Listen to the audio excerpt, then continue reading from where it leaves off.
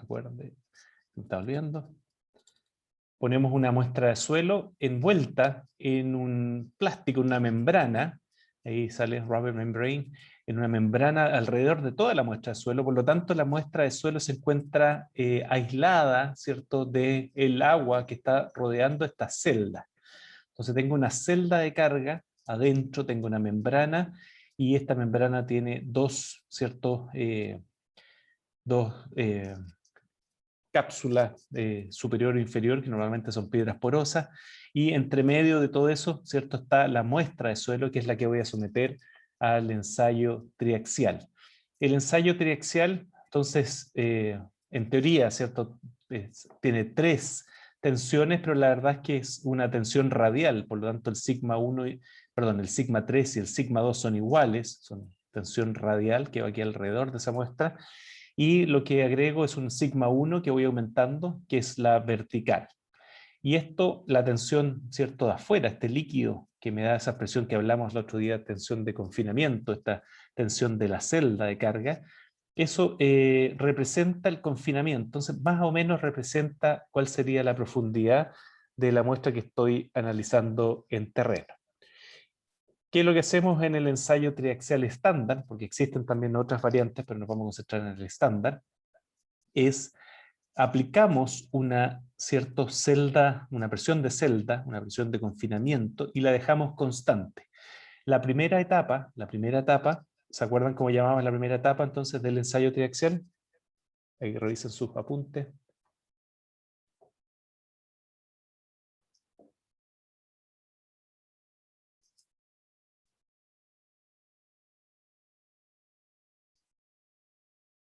¿Es la de consolidación?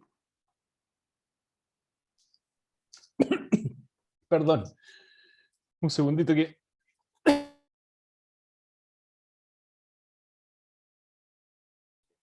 Me ahogué con el café.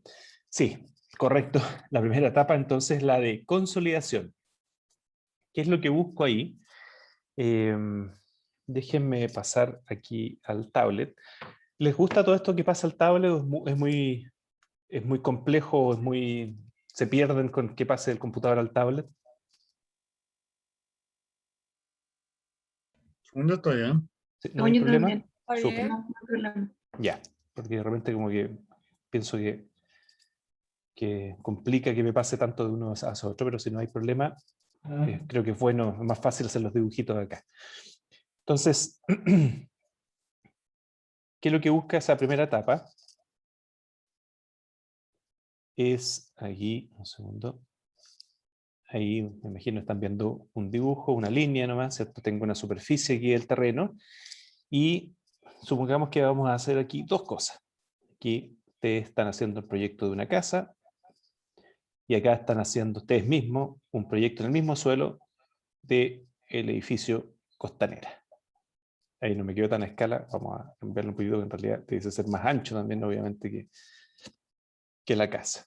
¿Ya? Aquí no me falta, aquí lo corté el dibujo, obviamente el Costanera va para arriba, mucho más grande que esta casa. ¿Vamos bien?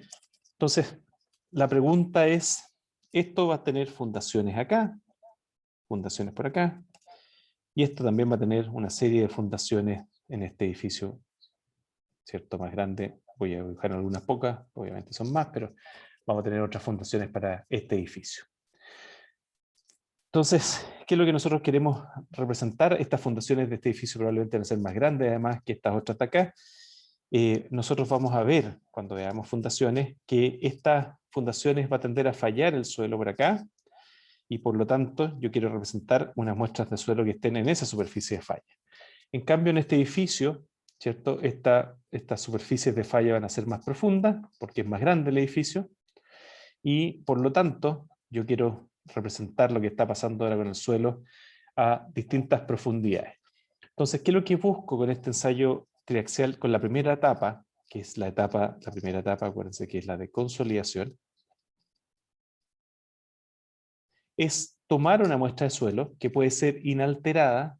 Inalterada significa que yo hice aquí una calicata, un sondaje, saqué una muestra ahí inalterada del terreno, a distintas profundidades, y someterla a la mismo confinamiento o a la misma presión que se encontraba aquí en terreno a distintas profundidades. Si tengo aquí esta profundidad acá, representativa de lo que está pasando por esta casita chica de 2 metros, y tengo esta profundidad aquí representativa de lo que está pasando en la costanera, que es de 20 metros. ¿Cuál muestra, cierto, la tendría que confinar o poner a una presión de celda?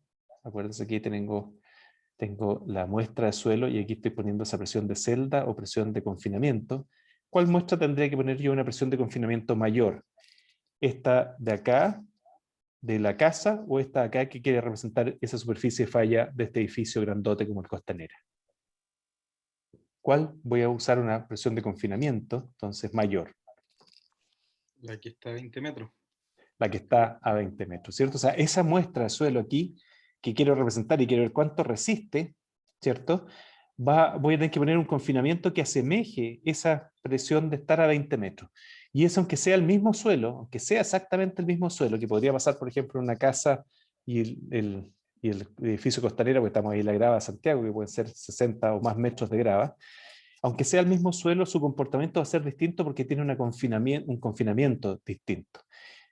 Y ese confinamiento yo se lo voy a dar en el ensayo triaxial ahí, poniendo presión, ese líquido que está alrededor de la muestra de suelo.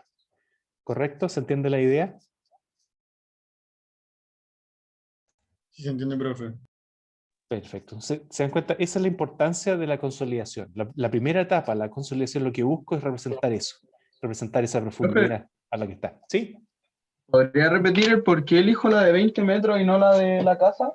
No, yo no dije que elegía la de 20 metros o de la casa, yo dije que la pregunta era ¿a cuál voy a poner una presión de confinamiento mayor? ¿La de 20 metros o la de 2 metros? La verdad que si quiero hacer el análisis de la casa, yo me voy a preocupar, voy a poner tensiones de confinamiento que van a andar alrededor de esas profundidades para la casa. Pero si estoy haciendo el proyecto del edificio, me tengo que preocupar de poner presiones de confinamiento en el ensayo triaxial que se asemejen a esos 20 metros de profundidad. ¿Ahí sí? Ya. Sí, perfecto. ¿Y cuál es esa presión de confinamiento? Bueno, si estoy a 20 metros de profundidad y tengo un gamma de 20 kN por metro cúbico del suelo, entonces va a ser 20 por 20 igual a 400 kilopascales, y podría ser un poco menor porque yo voy a decir en realidad mi confinamiento es la tensión horizontal, por lo tanto voy a tener esa sigma B, que son los 400, pero el sigma horizontal va a ser el K por el sigma B', y el K es un valor, ¿cierto? Si este suelo es normalmente consolidado menor que 1, pues voy a decir ahora aquí, digamos el K voy a usar un 0,5, va a ser como la mitad del 400, por lo tanto voy a tener más o menos 200 kilopascales que representan esa muestra de suelo a 20 metros. Es el confinamiento al que está esa muestra de suelo a 20 metros de profundidad. ¿Se entiende la idea? ¿Ese K de qué depende, profe? El K, acuérdense la relación sigma H por K, que ustedes vieron en GO1, ahora vamos a ver en muros, vamos a ver más.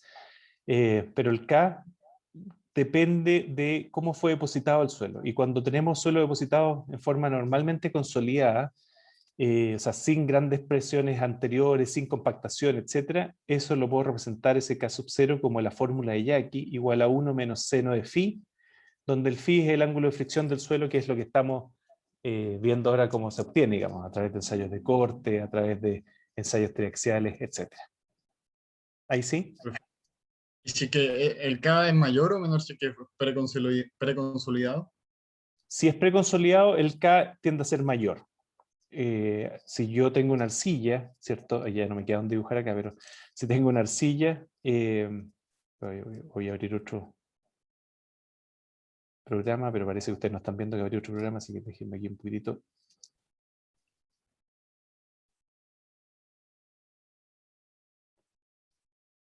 Si yo tengo una arcilla, y esta arcilla está normalmente consolidada, ¿cierto? Supongamos que el phi de esa arcilla es de 30 grados. Tengo una arcilla de 30 grados y normalmente consolidada, entonces la presión a 5 metros, y mi gamma, voy a usar de nuevo 20, no es porque todo el suelo sea 20, sino que es más fácil de multiplicar. Tengo a 5 metros, mi tensión horizontal sería aproximadamente 1 menos seno de 30 grados por 20 por 5. Seno de 30 grados es 0,5, por lo tanto tengo 0,5 por 100. Eso es igual a 50 kilopascales la tensión horizontal que voy a tener ahí a 5 metros de profundidad. Por otro lado, si esa arcilla, la misma arcilla o la misma curva granulométrica, pero en el pasado, ¿cierto?, estuvo sometida a una presión mayor, y esa presión mayor ahora la quitamos por X motivo, por ejemplo, era un glaciar o había un relleno y lo quitaron, ¿cierto? Hay varias razones, pero se quitó y esta arcilla ahora es preconsolidada. En ese caso, el K puede aumentar y se va a acercar, se podría acercar en su peor caso a lo que vamos a llamar más adelante, esto lo vamos a ver un poquito más adelante del curso, el K sub P, y eso va a ser 1 más seno de phi partido por 1 menos seno de phi, y eso 1 más 0,5 es 1,5 partido por 0,5, eso me da 3. O sea, de 0,5 al ser esa arcilla normalmente consolidada pasa el factor a 3, o sea, 6 veces más. Entonces puede aumentar bastante esa presión horizontal dependiendo si una arcilla es preconsolidada o normalmente consolidada. Y eso tiene un efecto bastante fuerte, porque si ustedes van a construir aquí un edificio, me dicen si voy muy rápido, pero si ustedes van a hacer un edificio en ese suelo, donde tiene subterráneo, ¿cierto? Tienen que calcular cuáles son los empujes de ese suelo en los subterráneos.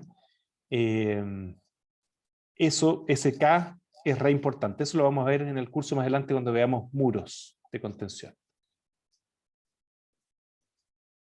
Vamos a ver de todas maneras esto más detallado un poquito más adelante. Por ahora lo que quiero es que, ¿cierto?, se acuerden que hay una relación entre el sigma H' y el sigma B, que la llamamos K, y ese K hasta el momento en geotecnia ustedes eran K sub 0, ahora vamos a ver que existe K sub A y K sub P también, dependiendo de cada uno de los casos. ¿Estamos bien?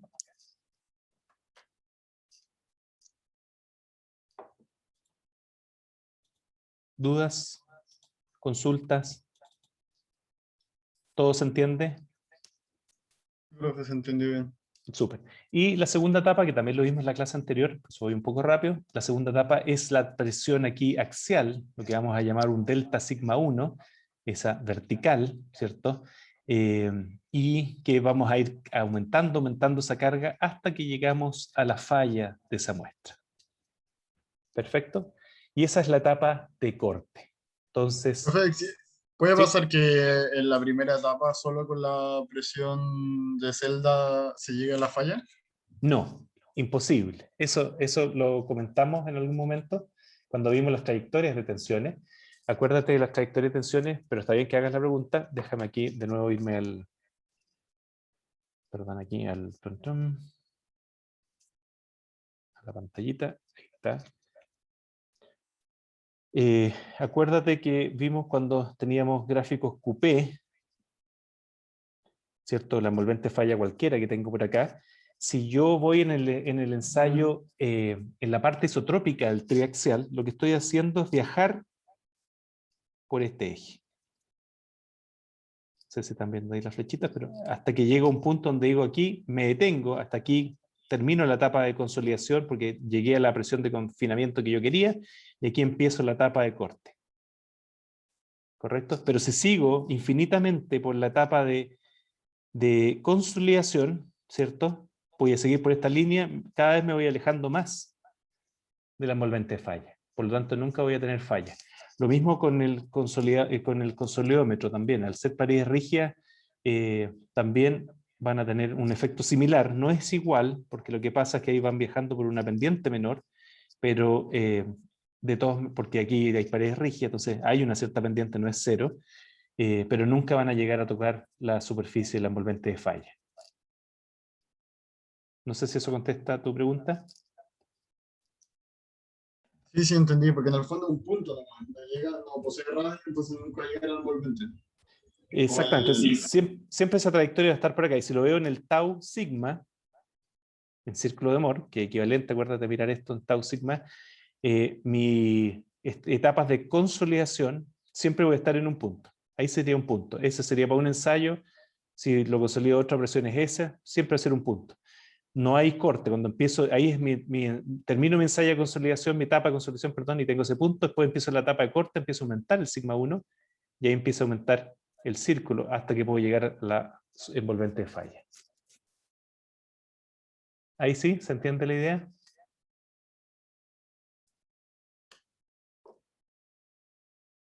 Sí, sí se entiende, profe. Súper.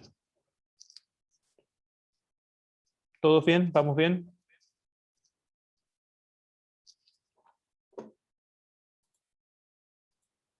Sí, profe.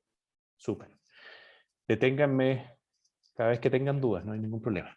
Entonces, la etapa de corte sería esa y finalmente ahí llegamos hasta la falla de la muestra de suelo y eso nos va a permitir entonces encontrar un punto en la falla y eso nos permite encontrar la envolvente de Mohr del ensayo. Nuevamente, perdón, me voy a ir acá, prefiero hacer un dibujito. Repasemos la idea de eso, yo sé que lo hablamos en la clase anterior, pero repasémosla de todas maneras. Entonces, ¿qué va a pasar? Tengo aquí, voy a verlo en los dos gráficos.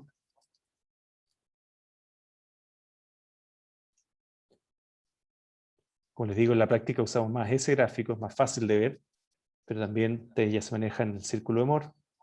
Entonces, tengo un ensayo que voy a hacer una presión de confinamiento de 50 kilopascales. Por lo tanto, parto en este punto de 50 kilopascales. Esa es mi presión de confinamiento. Para ese mismo punto, ¿cierto? En el círculo de Mohr, aquí voy a tener una cierta envolvente falla. Para ese mismo punto, ¿cómo estaría yo acá en el gráfico del lado derecho, en el QP? ¿Dónde estaría? ¿Cuál sería el valor de Q y P para este punto que estoy marcando ahí, en el círculo de Mohr? Que es el final o cuando ya hago mi etapa de consolidación.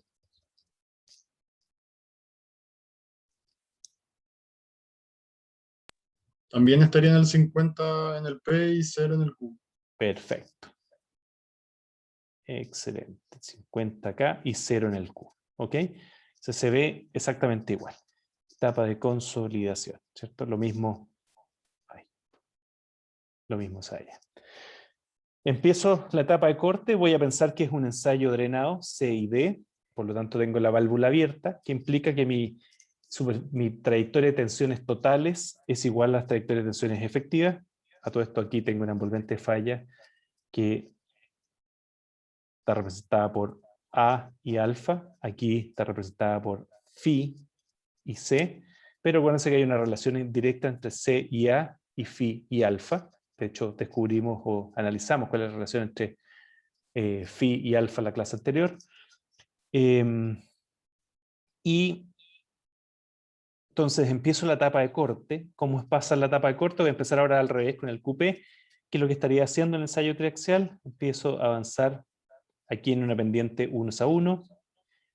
Como es C y D drenado, no hay presiones de poros, por lo tanto mi trayectoria de tensiones totales y mi trayectoria de tensiones efectivas son la misma, que es la que tengo acá, y avanzo hasta que llego a la envolvente falla, y ahí falla mi muestra de suelo. Lo mismo acá, mantengo sigma 3 constante, pero aumento sigma 1, mi círculo de Mohr va creciendo hasta que llego a la superficie de falla. ¿Vamos bien? ¿Se entiende la idea? Sí, en el segundo es drenado, ¿cierto? En los dos casos estoy haciendo drenado. Claro, ya. ¿Por qué? Porque no hay presiones de poro, sino sería una curva que se estaría distanciando de las tensiones totales. ¿Ya? Entonces, ¿qué es lo que tengo? Tengo un símil de lo que está pasando en un lado y en el otro. Los dos me están dando básicamente la misma información, solamente que en general se prefiere, es más fácil visualizar esto en los diagramas QP. Pero siempre en los programas, siempre se usa los valores de C y Phi. Siempre son esos los parámetros de resistencia, a pesar de que podemos graficar esto con A y alfa, siempre debemos encontrar cuál es el equivalente de C y Phi para los programas de computación y para todas las soluciones en realidad que vamos a tener más adelante. ¿Ya? Esto lo único que me faltaría aquí, voy a tratar de hacer un gráfico, no, déjenme borrar el de acá al lado. Voy a borrar el de acá. Ahí sí. quiero hacer solamente uno más, que es relacionado con este mismo ensayo, y que sería el Q de formación vertical en el caso del ensayo triaxial. En el ensayo, entonces, cuando yo parte acá, ¿cuánto parte mi Q en deformación? ¿Cierto? Aquí tengo mi ensayo, esa es mi deformación vertical. Mi Q sigma 1 menos sigma 3 medio. Y voy a partir con Q0, mi etapa de corte, ¿cierto? O sea, justo cuando parto ahí, parto con Q igual a 0, y empiezo a deformar esto hacia abajo, y empiezo a tener esto hasta que llego ahí a la falla. Y este valor de la falla es el mismo que yo tengo acá en el otro gráfico, ¿cierto? Obviamente que llegué a la falla en ese punto. ¿Se entiende la idea? ¿Vamos bien? Sí, Sí, profe. profe. Profe, ¿puede repetir eso? Que No, no me quedó muy claro. simplemente que habíamos visto ciertos otros gráficos que eran deformación versus carga. Aquí puede ser Q, también puede ser sigma 1, lo puede dibujar de varias formas. Normalmente lo más dibujado es el Q, sigma 1 menos sigma 3 medio. Y en ese caso, cuando yo dibujo eso, lo que obtengo es esta curva de esfuerzo de formación que estoy viendo acá. Y esa curva va a llegar a un Q máximo, que obviamente es el mismo que yo tengo acá graficado en este otro gráfico QP'. Ese Q acá corresponde a ese Q que voy a tener acá. ¿Ahí sí? Sí, muchísimas gracias. Nada. ¿Vamos todos bien? Profe, en ese punto que dice sigma 1, sigma 2 partiendo. ¿Aquí? ¿Cómo? Ah, ¿Sí? sí. Voy a hacerlo de nuevo mejor, para que quede bien. Gracias por... Sigma 1 menos sigma 3 medio. Es la definición del Q que estamos usando nosotros. ¿Ahí sí? Sí, gracias. Sí, perfecto. Y acuérdense que normalmente siempre esto es tensión efectiva. En el Q da lo mismo que yo tenga esto en efectivo o en totales, porque Q es igual a Q', pero normalmente siempre tratamos de tener efectivas, porque sabemos que el suelo falla en tensiones efectivas. ¿Alguna otra duda, consulta?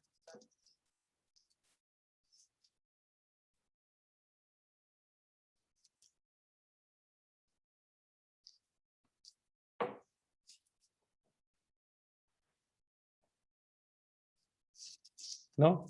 ¿Vamos bien entonces? Seguimos avanzando. Nos movemos al PowerPoint. Perfecto. Siempre cuando llego al PowerPoint pienso, debería haber mostrado algo más en la pizarra, pero bueno. Sí, avancemos un poquitito y más adelante hacemos algún otro dibujo.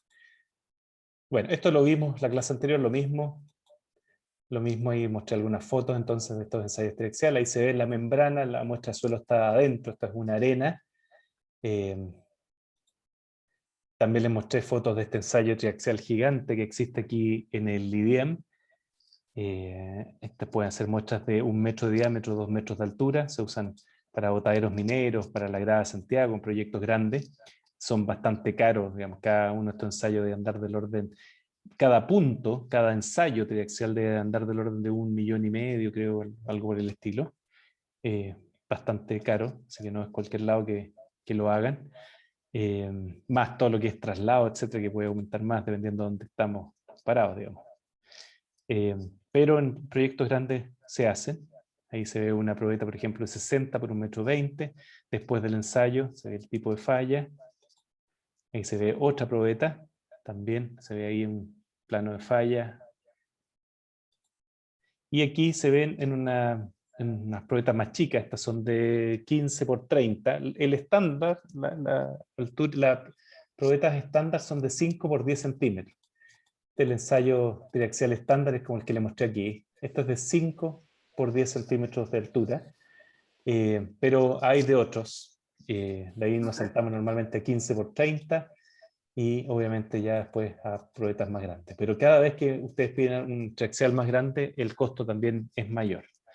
En este caso es de 15 por 30 y son unas muestras del botadero Chicureo donde se hicieron 2 ensayos de 15 por 30 y uno de 5 por 10. el de 5×10 estaba justo pasado lo que norma te permitía por tamaño de partícula, porque esa es la gran necesidad de más grande. Cuando tú tienes, déjenme mostrar otra foto mejor. Ahí. Cuando Profe, tienes, una pregunta. sí, adelante. Viendo la muestra, ¿cómo podemos ver cuando falla? Porque ahí tengo una muestra, pero no sabría cómo identificar una. Ya, perfecto. Déjame terminar la idea anterior nomás y al tiro te contesto esa. Miren aquí el tamaño de partícula, de hecho aquí no se ven tan grandes, pero se ve ahí unos bolones, no sé si alcanzan a ver ahí, hay unos bolones. Cuando hay partículas así, claro, es imposible hacer una de 5×10, porque yo estaría ensayando una pura partícula. Entonces cada vez que tengo partículas más grandes, necesito ir a diámetros más grandes, ¿ya? Por eso la necesidad de tener estos más grandes. ¿Cómo yo sé la falla? Bueno, la falla no siempre se ve una superficie de falla clara. Hay veces que se ve aquí una superficie de falla clara y hay otras veces que se ve esto acá que es simplemente como que se engorda la muestra. A ver si tengo otras más aquí. Déjenme mostrar otras de un Excel más chico. Un segundito.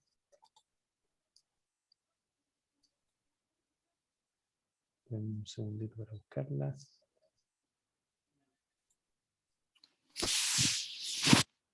Un segundo. No sé.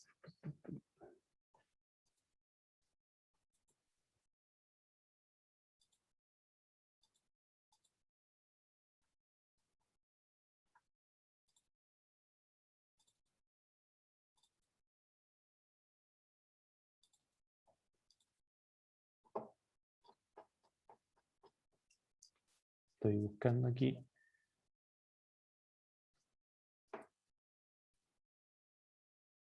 Ya encontré una. Ya. Ahí no sé si están viendo ahí unas fotos, un PDF. Mira, estas son entretenidas, también son de unas sales. Y ahí está la muestra antes de ensayar, está, ¿cierto? Bonita, armada, etc. Y esta es la muestra después de ensayar. Entonces aquí tampoco se ve un plano de falla claro. Lo que se ve muchas veces simplemente ahí, como que se agranda, ¿cierto? Se pone como un barril la muestra de suelo. Pero lo importante, más que la forma o determinar exactamente dónde está el plano de falla, es los resultados. O sea, aquí no fui para el otro lado. Pero aquí tenemos los resultados. O sea, esfuerzo de formación, estos son lo que me está dando, ¿cierto? Lo que yo necesito saber, ese pic de resistencia y ese, en este caso, es por allá abajito, pic de resistencia que uno está obteniendo. Esa es la parte, ¿cierto?, importante. O sea, yo veo mi resistencia y mi comportamiento a través de simplemente los resultados. Son esos resultados los que me van a permitir determinar cuál es mi envolvente de falla. No sé si contesta eso tu pregunta.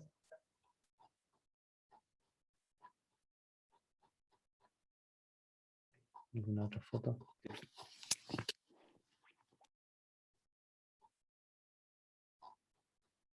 ¿Contesta la pregunta? ¿Estamos bien?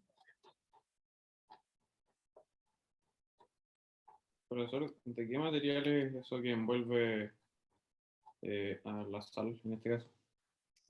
Esta es una membrana plástica, tiene una cierta dureza. Cuando uno ensaya muestras muy blandas, de muy baja resistencia, uno reemplaza esta membrana, que es una membrana comercial, que las venden especialmente para hacer estos ensayos triaxiales, pero uno reemplaza estas membranas por condones. Entonces, esto es casi como si fuese un condón, pero un poquitito más grueso. Esa es un poco la idea. Y lo que me está haciendo entonces separar, ¿cierto? Aquí no se ve la celda, pero esto durante el ensayo quedó dentro de la celda de carga, y lo que hace es separar entonces el líquido que rodea la muestra de la muestra en sí que está adentro. Entonces lo único que está haciendo el líquido que rodea es darme una presión, esa presión de confinamiento que es la que estamos hablando. ¿Sí? Sí, pero entonces al momento de hacer el ensayo, ¿se considera la resistencia que este tiene? No, esta resistencia es básicamente cero, y por eso en algunos casos cuando ya es muy débil, pero casos extremados, así de que el material sea muy débil, ahí se puede hacer con ya un preservativo que tiene menos resistencia todavía en cuanto al comparado con el suelo. Pero básicamente la despreciamos.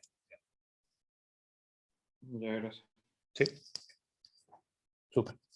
En todo caso, es despreciable, o sea, no es que la despreciemos porque sí, no genera ningún cambio en la resistencia de este material.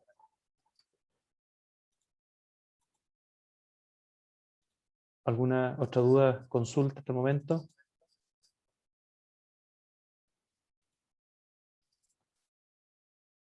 Ahí se ve, ¿cierto?, esa forma barril con que fallan muchas muestras. Normalmente las muestras más débiles o normalmente consolidadas tienen una falla más de barril, y las que son más densas, más rígidas, más fuertes, normalmente uno le ve más claro la superficie de falla. Bueno, aquí están graficados, esto es como lo que el laboratorio, estos son los resultados entregados por el IBM. Los resultados anteriores eran de otros laboratorios. Cada laboratorio tiene su formato de entrega, digamos. Pero aquí, por ejemplo, el IBM les entrega estos, el Q versus deformación, la que yo le estaba graficando anteriormente, el Q versus deformación unitaria. Aquí tienen las presiones de poro versus deformación unitaria, y aquí les entregan la trayectoria de tensiones del ensayo. ¿Qué trayectoria de tensiones son estas? ¿Efectivas o totales?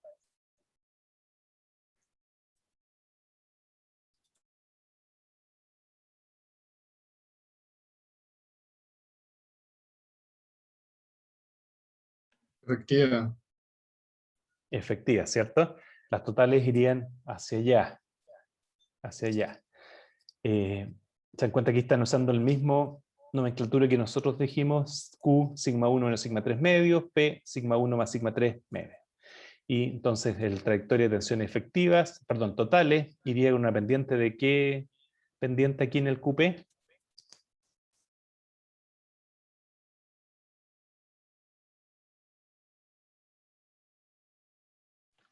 ¿Es la pendiente 1 o no, profe? Una pendiente 1 que terminamos hace una clase anterior. ¿Ok? ¿Qué tipo de ensayo es este? ¿Drenado o no drenado? No drenado, No drenado, ¿cierto? ¿Por qué? porque hay presión de poro. Exactamente. Tenemos una variación de presiones de poro, parte en cero, porque en la etapa de consolidación dejé que se disiparan todas esas presiones de poro, parte en cero, pero después empiezo a aplicar el sigma 1 y se empiezan a generar presiones de poro. En este caso, presiones de poro positivas, pero también se puede dar presiones de poro negativas. ¿Ok? ¿Vamos bien? ¿Cómo encuentro los parámetros C y Φ de estos resultados?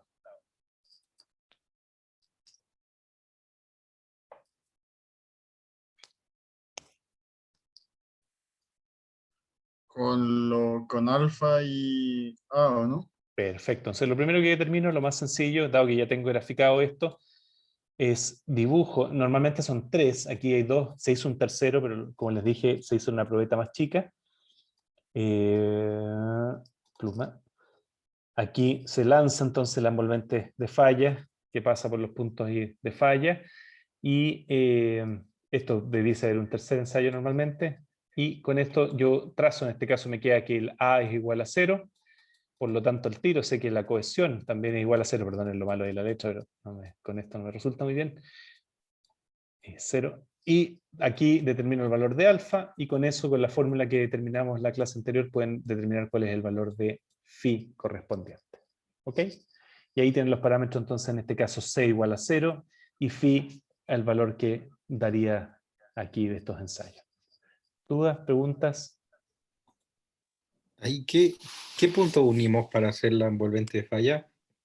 Bueno, esa es una pregunta, ¿cierto?, que ustedes tienen que definir básicamente acá cuál va a ser el punto de falla. En este caso no hay peak, se dan cuenta, no tiene, perdón, tengo que mirar esa figura. Aquí no tienen peak, por lo tanto, lo que tienen que hacer es la presión esa de steady state. En este caso probablemente estaría del orden de ese valor, para ese ensayo de acá a un confinamiento de 3 kilos por centímetro cuadrado, y en este caso estaría del orden de ese valor para la presión de confinamiento aquí de 0,5 kilos por centímetro cuadrado. Ese sería mi valor de Q en la falla y Q en la falla. ¿Sería Entonces, como el promedio entonces de esa línea? ¿Como la que tiene más peak? mira, yo aquí lo que yo hago es que ya cuando tengo demasiadas deformaciones, en este caso ya más de un 10%, estos puntos ya no empiezo a tener ya error de medición, porque ya está tan deformada mi muestra. Aquí se ve re bueno, pero muchas veces esto cae ese valor. Y eso porque ya estoy en demasiadas deformaciones muy grandes. Entonces lo que me voy a concentrar en este lado acá. Como yo tampoco quiero que el suelo sufra grandes deformaciones, estas cositas levantadas que hay acá, que están después de esta zona, yo no las consideraría. Por eso yo consideré aquí un valor como promedio, pero en esta zona hasta el 5% aproximadamente. Ya, gracias, profe. Súper.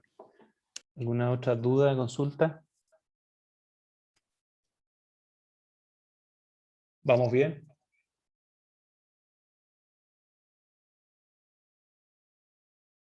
Sí, profe. Perfecto. Nos queda entonces, bueno, ya sabemos el ensayo CIU, que es el no drenado, consolidado no drenado, CID, que es el consolidado drenado, que lo que cambia es en la etapa de corte, mantengo la válvula cerrada o mantengo la válvula abierta, y nos va a faltar, más adelante vamos a volver a esto, al ensayo UU, ¿ok? Que es no drenado, no consolidado, perdón, y no drenado. Vamos a ver más adelante. Ya lo comentamos un poquitito, pero cierto, vamos a volver en detalle un poquito más adelante. Otro ensayo que se utiliza en la práctica, no se ha utilizado mucho todavía en Chile en la práctica, ahora sí hay más laboratorios que lo tienen. En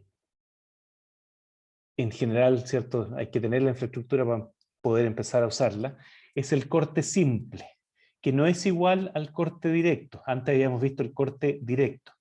El corte simple es bastante mejor que el corte directo porque no genera un plano de falla determinado y no tengo paredes rígidas. Aquí voy a tener toda esta zona acá, un set de anillos de carga, un set de anillos que me permiten una deformación angular aquí del suelo, que representa muy bien lo que está pasando con el suelo cuando yo estoy en terreno. O sea, si yo tengo aquí una muestra de suelo en terreno, este tipo de formación, por ejemplo, sísmica, esto es súper bueno para ensayos cíclicos, cuando quiero representar qué es lo que está pasando con un terremoto. Esto permite que el suelo se deforme como se formaría aquí en terreno. Muy parecido a lo que le pasaría en terreno. Por eso se dice que este ensayo de corte simple es lo que más se asemeja a lo que yo tendría en terreno. ¿Ya? Pero entonces no tiene ese plano de fallas separados, simplemente hay un set de anillos que me permite deformar esto angularmente. ¿Ya? Aquí hay un esquema de lo que sería una máquina en este caso. Normalmente estas muestras sí se envuelven en una membrana, permite tener también comportamiento drenado o no drenado, pero acá hay una serie de anillos que permiten una cierta deformación, como yo les decía, angular de esa muestra. Esto todo se va a formar hacia allá, y cuando es cíclico, esto se deforma después hacia el otro lado, y empiezan a dar descargas para un lado hacia el otro, representando lo que sería un sismo. ¿Sí? ¿Dudas, consultas? ¿En qué se parece el ensayo de corte directo? Se parece en que le aplico una carga normal, tal como el corte directo, y le aplico, ¿cierto?, un tau horizontal de carga. La diferencia es que ahora no hay un plano de falla determinado y esto se deforma angularmente. ¿Dudas, consultas? Ahí se ve una foto del ensayo ahí de la University of British Columbia. Y ahí se ve la muestra, no se ven en detalle los anillos, pero que hay una serie de anillos que van por dentro que permiten mantener esto en forma, sin tener ese confinamiento, mantener esto en forma y aplicar la tensión normal de esta muestra. Aquí se ven los gatos hidráulicos que me permiten esa tensión normal, ahí se ven el sistema que me permite aplicar la tensión de corte. En este caso este es un ensayo cíclico, que permite aplicar en ambos sentidos la presión de corte. Profe, ¿Sí? ¿este ensayo se puede hacer con cualquier tipo de muestra de suelo? Sí, se puede hacer con cualquier tipo de muestra de suelo. De nuevo, normalmente los aparatos que hay de corte simple son más bien pequeños, porque es bastante más sofisticado que el ensayo de corte directo. Y por lo tanto, claro, si lo voy a hacer, nunca lo he visto aplicado en la grava de Santiago, por ejemplo, porque no he visto un ensayo de corte simple tan grande. Sí he visto cortes directos, como los que le mostraba anteriormente, así de grande, pero no corte simple. Entonces, normalmente está más aplicado a partículas que van desde arena hasta más pequeñas. ¿Alguna otra consulta?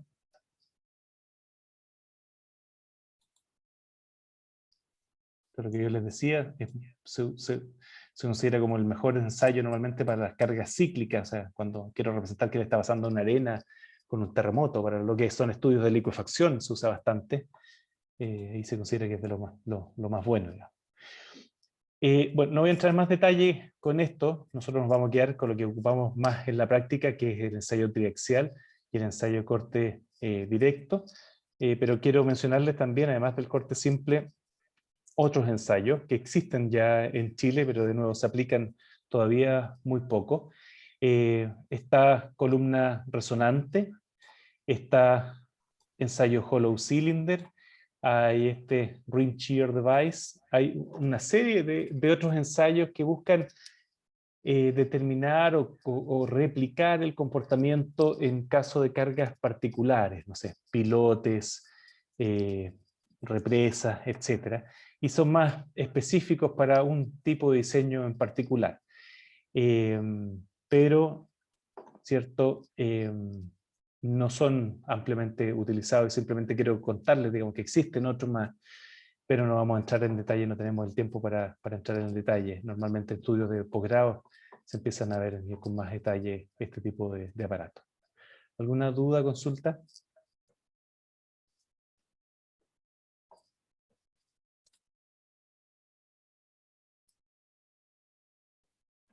¿Todo bien? Sí, todo bien, profe. Súper. Entonces, vamos a ver comportamiento ahora en suelos granulares, que podría ser el ensayo triaxial, puede ser el ensayo de corte simple, o sea, aquí es comportamiento, ¿cierto? Se puede ver en distintos ensayos, pero vamos a ver cómo sería la respuesta entonces de estos suelos granulares. Bueno, granulares vamos a hablar de arenas, básicamente gravas, algunos limos también se van a comportar como granulares, a pesar que ya es un suelo fino, pero vamos a ver entonces cuál es la respuesta en estos ensayos y cuál es la respuesta en la vida real, tanto drenada como no drenada. Vamos a ver cuáles son las trayectorias de tensiones que nosotros vemos en el comportamiento en la práctica de este tipo de ensayo. ¿Ok? Entonces ahora vamos a empezar a ver resultados y comportamiento de estos suelos granulares. Cómo obtenemos esos ángulos de fricción, esas cohesiones, esos parámetros de resistencia en distintos tipos de ensayo y cuáles son los resultados reales en estos tipos de suelos granulares. ¿Ok? ¿Alguna duda antes de empezar esto? ¿Cómo definiría suelos granulares? Suelos, buena pregunta. Mira, antiguamente los libros hablaban de suelos más que granulares, suelos cohesivos y suelos no cohesivos. A mí no me gusta mucho esa definición porque acuérdense que suelos como la arcilla puede ser cohesiva o no cohesiva, dependiendo, ¿cierto?, de si está normalmente consolidada o sobreconsolidada. Después me gusta más entonces esta definición de suelos granulares y suelos finos, normalmente, en la otra división, donde suelos granulares, en estricto rigor, ¿cierto?, es los suelos que están con un 50% de partículas sobre la malla número 200. Esa es la definición de malla, digamos. Pero básicamente son aquellos suelos donde tú vas a tener más que nada una importancia de cuál es la densidad que tiene ese suelo y no tanto su historia de esfuerzos anterior como los es en las arcillas o son los suelos finos. Entonces los suelos granulares normalmente son suelos con partículas más grandes, arenas, gravas, etc. Y son aquellos donde la densidad es tu factor más importante. Tú lo puedes compactar, por ejemplo, por vibración, y esto se densifican y te va a decir ese suelo funciona súper bien, sin que hayan tenido en el pasado ningún esfuerzo mayor. En cambio, una arcilla tú la empiezas a compactar por vibración y no le pasa nada. Necesita tener una fuerza arriba para que tenga ese aumento o disminución del índice de poro. Entonces, la definición no es exacta, pero es una definición basada un poco en lo que es el tamaño de partículas, pero también en su comportamiento. ¿Ok? No sé si eso te deja un poco mejor o no, o te dejó peor. Sí, muchas gracias, profe. Vamos a hacer el break acá. Prefiero hacer el break ahora, dado que vamos a empezar con este tema de los suelos granulares. Así que hagamos un break de 20 minutos. Tengo las 4:30. A las 10 para las 5 entonces nos juntamos para la segunda parte. Ahí sí. Entonces van a tener un ángulo máximo en algún punto de depositación. ¿A qué me refiero con eso? Voy a poner aquí un beta máximo. Que si ustedes empiezan a poner más partículas, ¿cierto?, de arena aquí en un ángulo mayor, como estoy tratando de dibujar, esas partículas en realidad se empiezan a caer y quedan depositadas por acá abajo. O sea, no es posible aumentar este ángulo de este cerrito que ustedes están generando en un ángulo mayor que este ángulo de acá. Si ustedes hacen ese depósito de arena en forma cuidadosa, ¿cierto? Y no están ni vibrando acá el material, ni agregándole ninguna otra fuerza adicional, ese ángulo de depositación, ese beta máximo, va a ser semejante al ángulo phi de este suelo. ¿A qué ángulo phi? Bueno, estamos teniendo esa muestra suelta, por lo tanto, si vemos acá, el resultado va a ser tau epsilon b, una cosa de ese estilo. Si es suelta, en realidad no va a tener ese pic, si es suelta va a ser así, tal como lo habíamos discutido, y por lo tanto el ángulo de fricción va a corresponder a ese ángulo, al tau que ustedes estén obteniendo ahí como un material suelto. Entonces ese ángulo de fricción phi representa aproximadamente lo que ustedes podrían lograr al depositar esta arena aquí en forma cuidadosa. Ahora, ¿con qué humedad ustedes tienen que depositar esta arena para que puedan obtener ese ángulo phi? ¿Cuál es la humedad que tienen que hacer para que esto resulte este experimento? ¿Qué humedad creen ustedes que sería?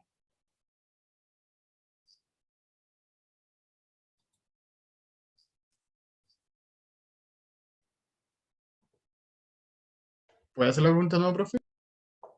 Para hacer este cerrito, ¿cierto? Yo dije, ok, si ustedes depositan esta arena, con cuidado, pueden lograr un ángulo máximo, ¿cierto? Máximo este talud que ustedes obtienen, y ese ángulo máximo sería equivalente al ángulo phi que ustedes obtendrían en un ensayo triaxial o un ensayo de corte para esta arena si está en su estado suelto. Obviamente no van a representar esa parte del pic porque aquí están dejando depositar esto con cuidado, por lo tanto representa ese estado suelto. Pero mi pregunta es, bueno, ¿eso lo puedo hacer, ese depósito de la arena lo puedo hacer a cualquier humedad o para que me represente ese phi tiene que estar a una cierta humedad?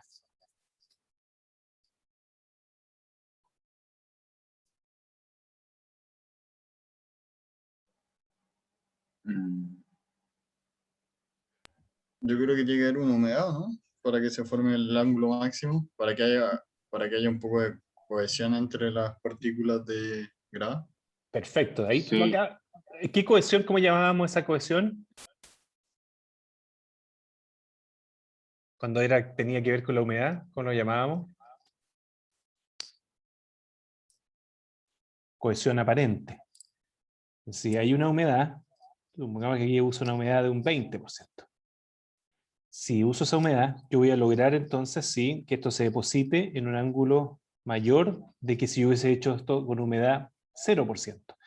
¿Por qué puedo hacer que esto se deposite en un ángulo mayor? Ahí estoy tratando de hacer el dibujo de como que me hubiera quedado en un ángulo mayor. De hecho, eso es lo que hacemos cuando hacemos los castillos de arena, que podemos lograr incluso en paredes del castillo con vertical, ¿cierto? ¿Por qué puedo lograr ese ángulo mayor?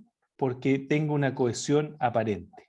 Una cohesión aparente que es debido a la capilaridad que lo conversamos del suelo, ¿cierto? O del agua en el suelo. Hasta esa succión que me genera el agua entre medio de las partículas de suelo. Entonces, ¿me sirve que tenga una humedad este suelo para hacer este experimento que estamos hablando ahora? ¿Del ángulo en reposo? Si lo hago en 20% y aquí obtengo entonces un ángulo de depositación de 70 grados, ¿representa ese 70 grados el phi del suelo?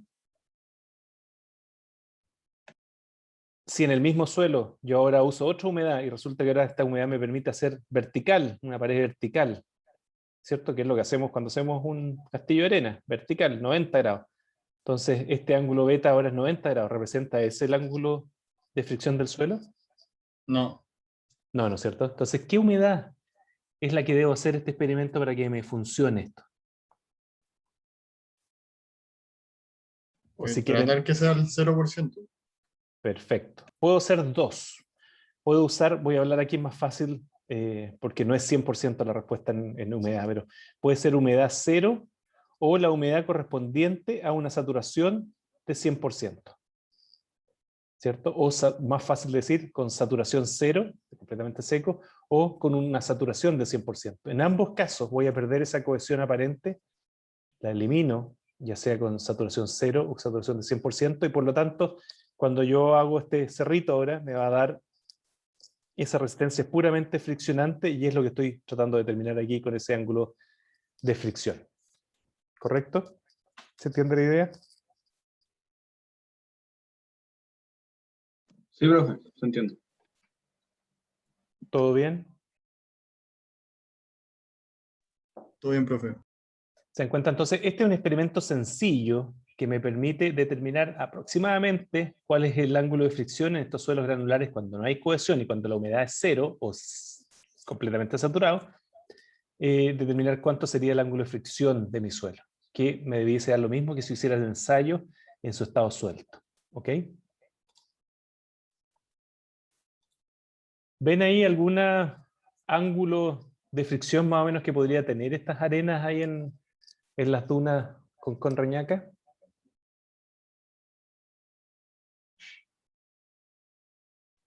¿35 grados? Sí, no sé el valor, pero es cierto que se ve acá. Menos de 45. ¿Vale? Sí o sí. Chuta, ahí me quedo medio chueco, pero era el ángulo ahí más o menos del... Eso que quería. El ángulo ahí del... Ay, no me deja ir para atrás. Pero ahí hay un ángulo, ¿cierto? Mm. Ese ángulo, bueno, de depositación es aproximadamente lo que uno podría decir, claro, aquí no está con humedad 0,0, pero en verano tiende a ser humedad 0 y ustedes tendrían ahí un ángulo de inclinación ahí de esa duna que sería aproximadamente cuál es el ángulo de fricción de esas partículas de suelo. Entonces, una forma sencilla, rápida, de repente de tener una estimación de cuál sería ese ángulo de fricción de un suelo granular, si es que lo pueden poner en una muestra completamente seca o completamente saturada. ¿Dudas, preguntas hasta el momento? ¿Vamos bien?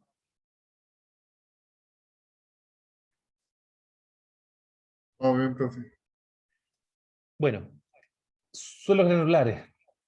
La primera pregunta que tenemos que hacernos es probetas remoldeadas versus inalteradas. Primero, ¿qué es lo que es probetas remoldeadas y qué es lo que son inalteradas?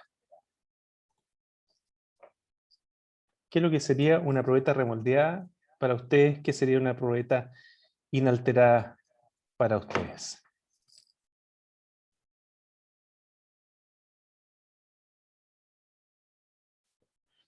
Una probeta, y si yo hago una calicata y saco una muestra aquí de esa calicata, como les mostré una foto donde uno sacaba como un quiquito, ¿cierto? Esa muestra ahí.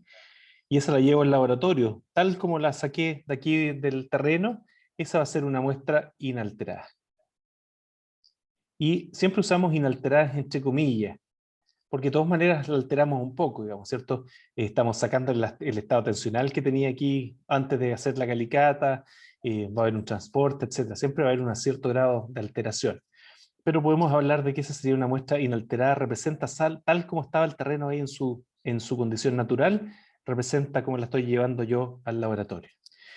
Por otro lado, yo podría decir aquí a la misma persona que está excavando, ¿cierto? Aquí con la pala, saque una muestra aquí, pero saque una muestra y échela en este saco.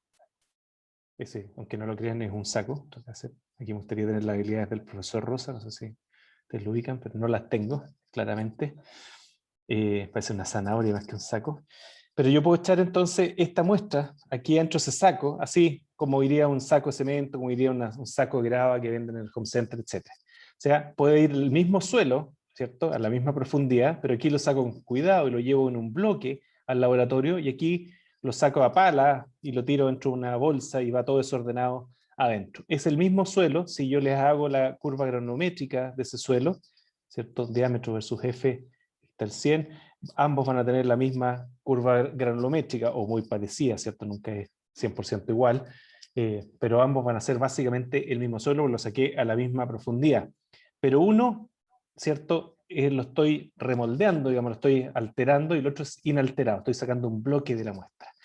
Ahora, si yo quiero hacer un ensayo con esta muestra ahora que hice aquí, ¿qué es lo que voy a hacer en el laboratorio? ¿Qué voy a hacer cuando quiero hacer este ensayo triaxial? Ahí vamos a hablar por qué, ¿cierto? En el mundo ideal sacaríamos siempre muestras inalteradas, eso sería lo ideal, ¿por qué voy a sacar una que la altere? Ahí vamos a hablar del por qué, después qué no. Pero no siempre funciona la inalterada y por lo tanto tengo que hacer muestras ahora remoldeadas aquí en el laboratorio. O sea, quiero que esta muestra que voy a hacer yo en el laboratorio, que la voy a confeccionar yo en el laboratorio, represente más o menos lo que yo tengo aquí en terreno. ¿Qué es lo que ustedes van a tratar de buscar entonces de mimetizar o de igualar? La compactación de la muestra. Ya, la compactación. ¿Qué significa la compactación en términos más básicos de mecánica de suelo? De las definiciones básicas de geotecnia. La cohesión. La cohesión no, porque ese va a ser un resultado que voy a tener de estos ensayos. Otra Tensiones cosa. normales. Las tensiones normales, esa sí, la vamos a calcular, pero es independiente de que, cierto, sea inalterada o remoldeada la muestra, esas tensiones normales las voy a calcular por la profundidad. Así que independiente de si estoy en este caso o estoy en este otro caso, remoldeado, ¿cierto? En ambos casos voy a tener que calcular esas tensiones normales y hacer mis ensayos con esa presión de cámara ahí que represente ese confinamiento. Así que no es exactamente eso. ¿Qué más sería? Repito la pregunta. Estoy sacando, vamos a ver el por qué. Lo ideal sería siempre tener estas muestras inalteradas, pero estoy sacando una muestra que la estoy echando en un saco y después la reconstituyo en el laboratorio. Entonces aquí vamos a ver cómo las vamos a reconstituir, pero la vamos a reconstruir, ¿cierto? Y la pregunta es, bueno, ¿qué parámetro, qué tengo que hacer, qué cosa voy a tratar de yo mimetizar de esta muestra que represente lo que tengo acá en terreno? Para que obviamente los resultados me den semejante a cómo se está comportando en terreno. ¿Qué parámetro, qué índice básico del suelo ustedes creen que va a ser importante?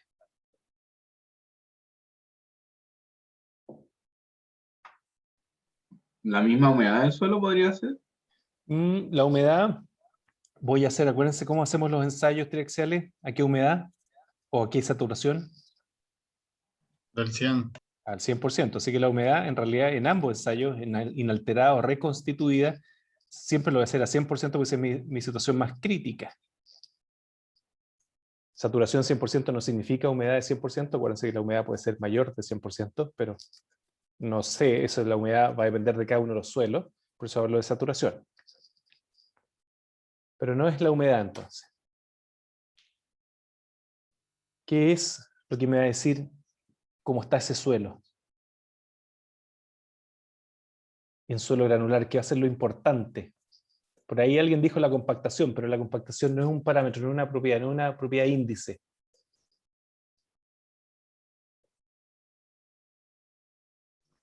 La consolidación. La consolidación tampoco, es parecido a lo que es compactación, pero ya es más para suelo fino.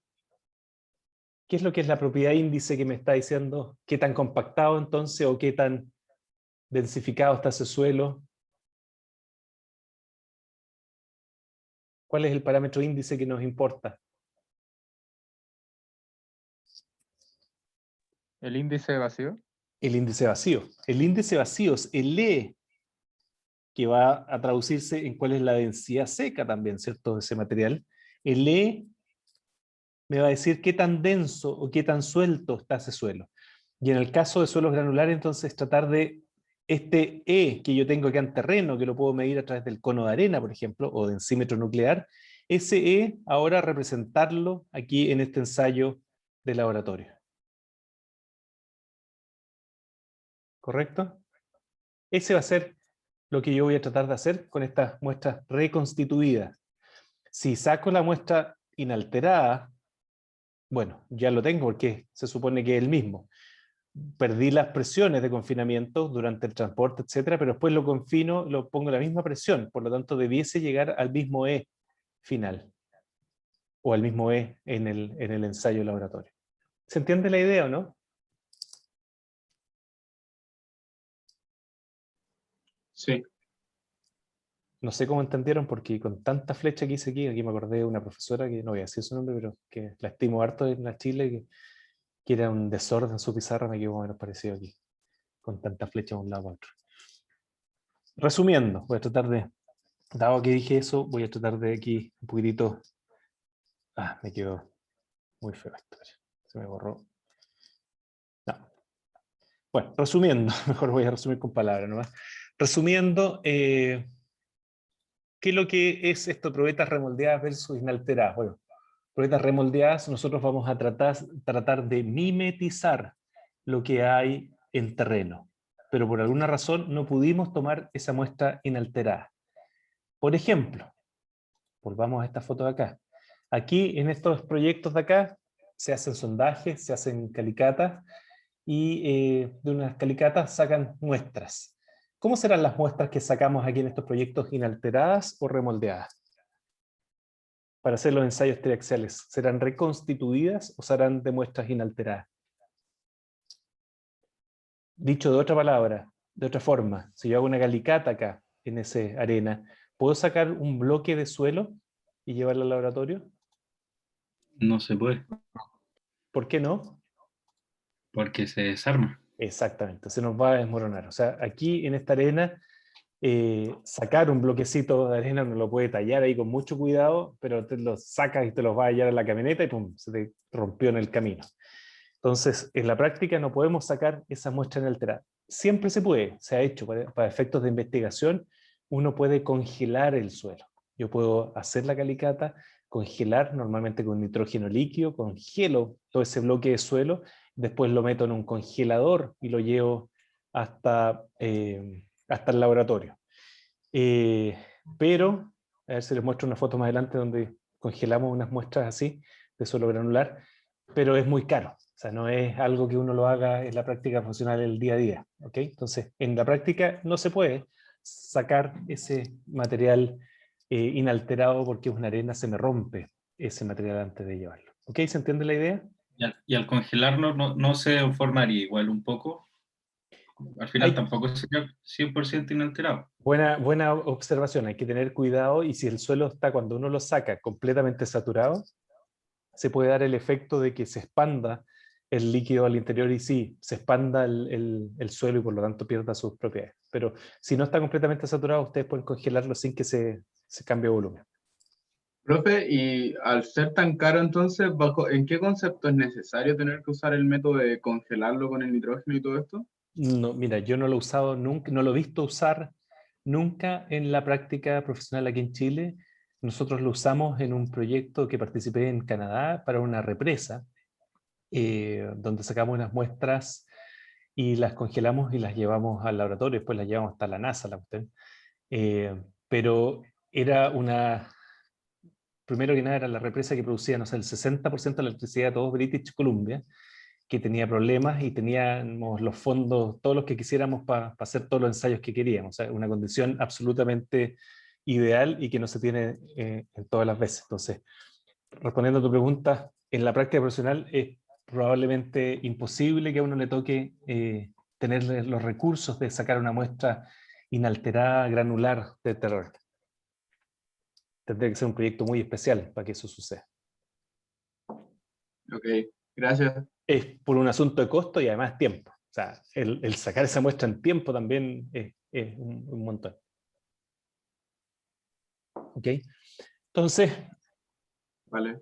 suelos granulares, acuérdense, probetas remoldeadas versus inalteradas, pero muchas veces tenemos que usar estas probetas remoldeadas. Miren,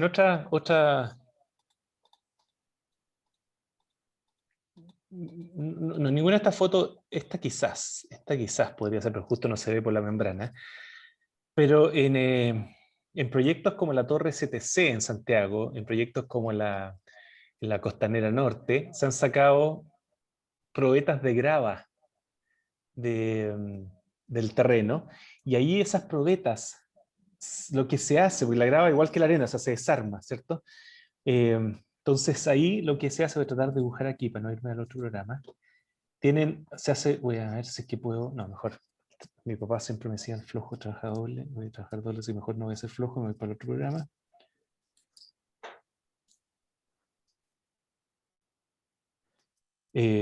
Tengo que haber sido bien flojo cuando cabrón para que me dijera eso siempre mi papá, pero eso es otra cosa. Ya, entonces ahí estoy haciendo lo que se hace, ¿cierto? Una excavación. Esto se ha hecho en la Grada Santiago. Y empieza aquí a tallar. Se empieza a tallar. Lamentablemente no tengo a mano esa foto, pero se empieza a tallar desde abajo y se empieza a tallar desde arriba, se empieza a romper aquí la probeta, y después se pone la membrana alrededor de la muestra antes de sacarla. Y uno le pone la membrana, esa membrana que ustedes vieron ahí en la figura, la voy a volver a poner, y uno la sella, esa membrana, completamente sellada, y uno la aplica vacío, o sea, succión. Entonces la membrana lo que hace es que empieza a aplicar un confinamiento aquí, que es equivalente al que tenía ahí en terreno, y ahí ustedes la pueden transportar después en camiones ahí y llevarla al laboratorio. Ahora, este proceso es carísimo, entonces no se aplica en el edificio normal, se ha aplicado en 2 o 3 edificios aquí en Santiago, se ha aplicado en algunos casos particulares, digamos. Entonces, es posible, pero es muy difícil hacer estas muestras inalteradas. La otra opción, como les decía, es congelado, pero siempre son opciones bastante caras. No sé por qué no me acuerdo por qué me fui a ese lado, pero eso, y ahí está. Entonces, ahí le ponían la membrana y le ponían succión ahí para que esto apretara para poder viajar con la muestra en terreno.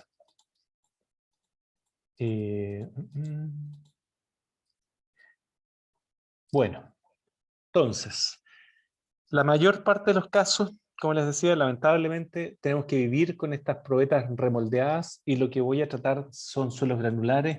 Lo que voy a tratar de mimetizar es, ojalá, el índice de poros que tengo in situ. Y obviamente lo otro que voy a hacer en el ensayo triaxial es, cierto, que mis tensiones representen también las que tengo, las tensiones de confinamiento, a las que yo tengo mi proyecto real. Son las dos cosas que voy a tratar de jugar, y voy a tratar de hacer ahora algo que no siempre se logra. Ahí vamos a ver que en algunos casos mejor y en algunos otros casos peor, pero voy a tratar de que mi compactación o cómo yo genero, reconstituyo esa muestra en el laboratorio, que yo le tengo que armar ahora esa muestra, yo tengo que decir cómo la hacen, ¿ya? Entonces, como yo reconstituyo esa muestra en el laboratorio, sea lo más parecido a cómo estaba en su estado inalterado. No sé si me siguen un poco la idea. Voy a dar un par de ejemplos. Voy a hacer aquí una figurita para que ustedes mismos me traten de contestar de qué se trataría estos dos ejemplos. Ya, un ejemplo, tenemos las dunas, perdón ahí lo malo el dibujo, esas son las dunas de Concón Reñaca, y ustedes están haciendo un proyecto de un edificio sobre esas dunas. Entonces quieren representar qué está pasando con ese suelo que está ahí. Y el otro proyecto, vamos a decir, esto es, perdón, aquí voy a tratar de dibujar porque no soy muy bueno para el dibujo, tiene un terraplén de acceso, y aquí viene el puente, que en realidad el puente puede ir con las cepas por acá. Perdón, es lo malo que soy para el dibujo, me gustaría haber sido como el profesor Rosa, pero estoy lejos de eso. Ahí está el puente, voy a ponerle puente mejor para que se entienda. Y aquí, ¿cierto? Siempre en las entradas del puente hay, y aquí lo puse medio levantado, pero siempre hay un terraplén de acceso. Entonces este es un material, ¿cierto? Granular, un terraplén de acceso, que me da la opción de que los autos, entonces los camiones suban ahí al puente, y esto está básicamente en todos los puentes, el terraplén de acceso, ¿ya? Entonces también este terraplén de acceso, ustedes tienen aquí una muestra, sacar una muestra o, ¿cierto?, ensayar, saber cómo se va a comportar ese terraplén de acceso. Entonces la pregunta es, en ninguno de estos dos casos ustedes pueden llevar por costo, ¿cierto?, una muestra inalterada para hacer este ensayo triaxial. o el ensayo de corte simple o el ensayo de corte directo, todo el mismo problema, pero quedémonos con el TriAxial, que es el más usado. Entonces, ustedes tienen que especificar qué cosa en ambos casos. ¿Qué era lo primero, lo más importante? ¿Qué es lo que tiene que igualar esta muestra entonces comparado con el terreno? Presión de poro. No, lo dijimos recién. Nadie me está pescando. ¿En horizontales? Ya, las tensiones horizontales, ok, esa es una, pero era el otro índice que nos El servía. índice de vacío. El índice de vacío, gracias. El E, ¿cierto? El índice de vacío, voy a tratar de que entonces mi probeta aquí reconstituida tenga el mismo índice de vacío, lo mismo que acá, para uno de los casos y el otro caso. Pero ahora viene algo que también es importante. No solamente el índice de vacío me va a decir cómo se comporta este suelo, sino que también cómo yo reconstituyo esta muestra. La forma más común de reconstituir una muestra es compactarla. O sea, voy aquí, lo que se genera, se tiene un moldecito que se pone aquí, voy a tratar de dibujar lo mejor posible, pero la geomembrana va ahí, perdón, no geomembrana, la membrana nomás.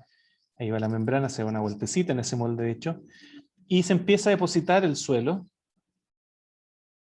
Voy a hacer un suelo verde, pero ahí y se empieza a depositar desde abajo, y esto se empieza a compactar.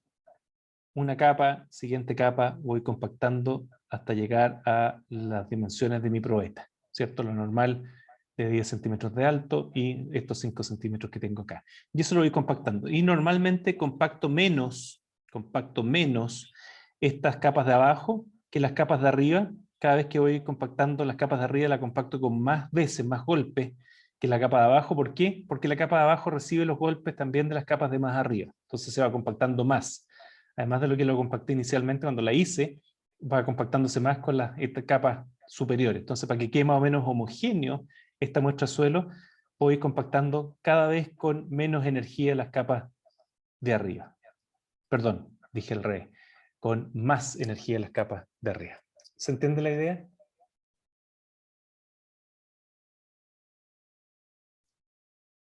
¿Se entendió, no?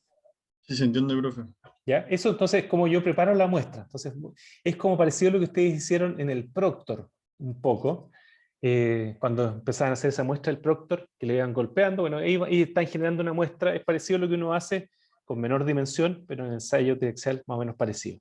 Pregunta, ¿ese método de compactación va a representar bien este problema del terraplén que yo construyo para que, ¿cierto?, pueda subir a este puente, o va a representar mejor a este problema de la duna donde estoy generando mi edificio? Este método de compactación, ¿a cuál me representa mejor? ¿Este número 2 o este problema número 1?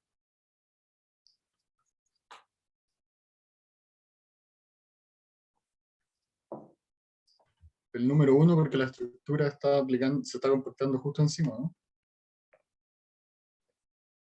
Me gusta tu explicación, pero la respuesta no es correcta. Pero la explicación estaba por el lado más o menos correcto. Pero en realidad lo que yo voy a hacer acá es... estaba usando el computador y en realidad eso no lo están viendo ahora. Lo que yo estoy haciendo acá es agregarle la carga simplemente con mi estructura. Por lo tanto, eso lo voy a representar después en el TriAxial con la carga sigma 1 que voy a estar aplicando y con la presión de confinamiento que yo ponga. ¿Sí? Así que no necesariamente lo que tú me estás diciendo ahí.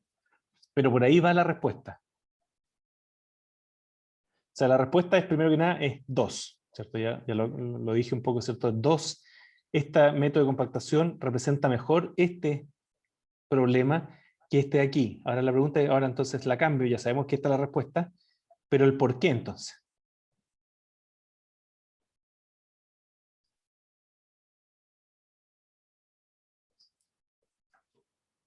¿Por qué sería? 2 décimas más en la prueba 1, al que me conteste una buena respuesta.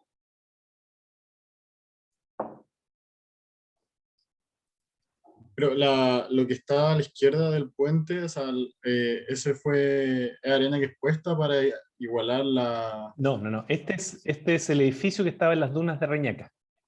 Estas son... Sí, no, pero el de la Entonces, derecha me refiero... ¿esto acá?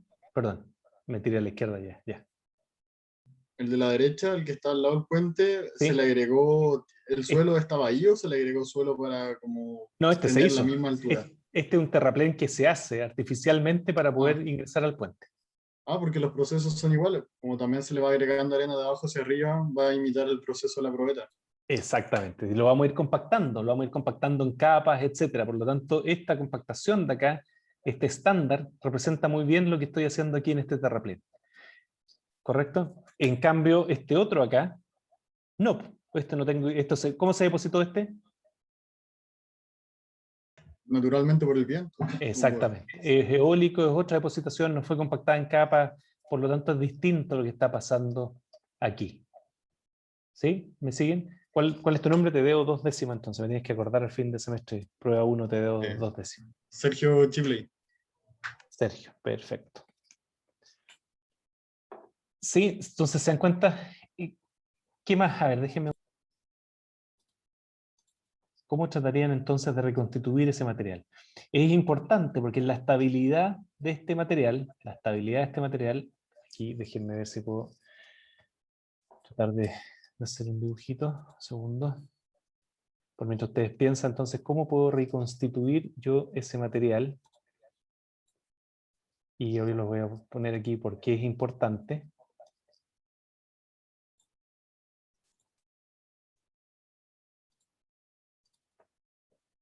Entonces, esa estabilidad.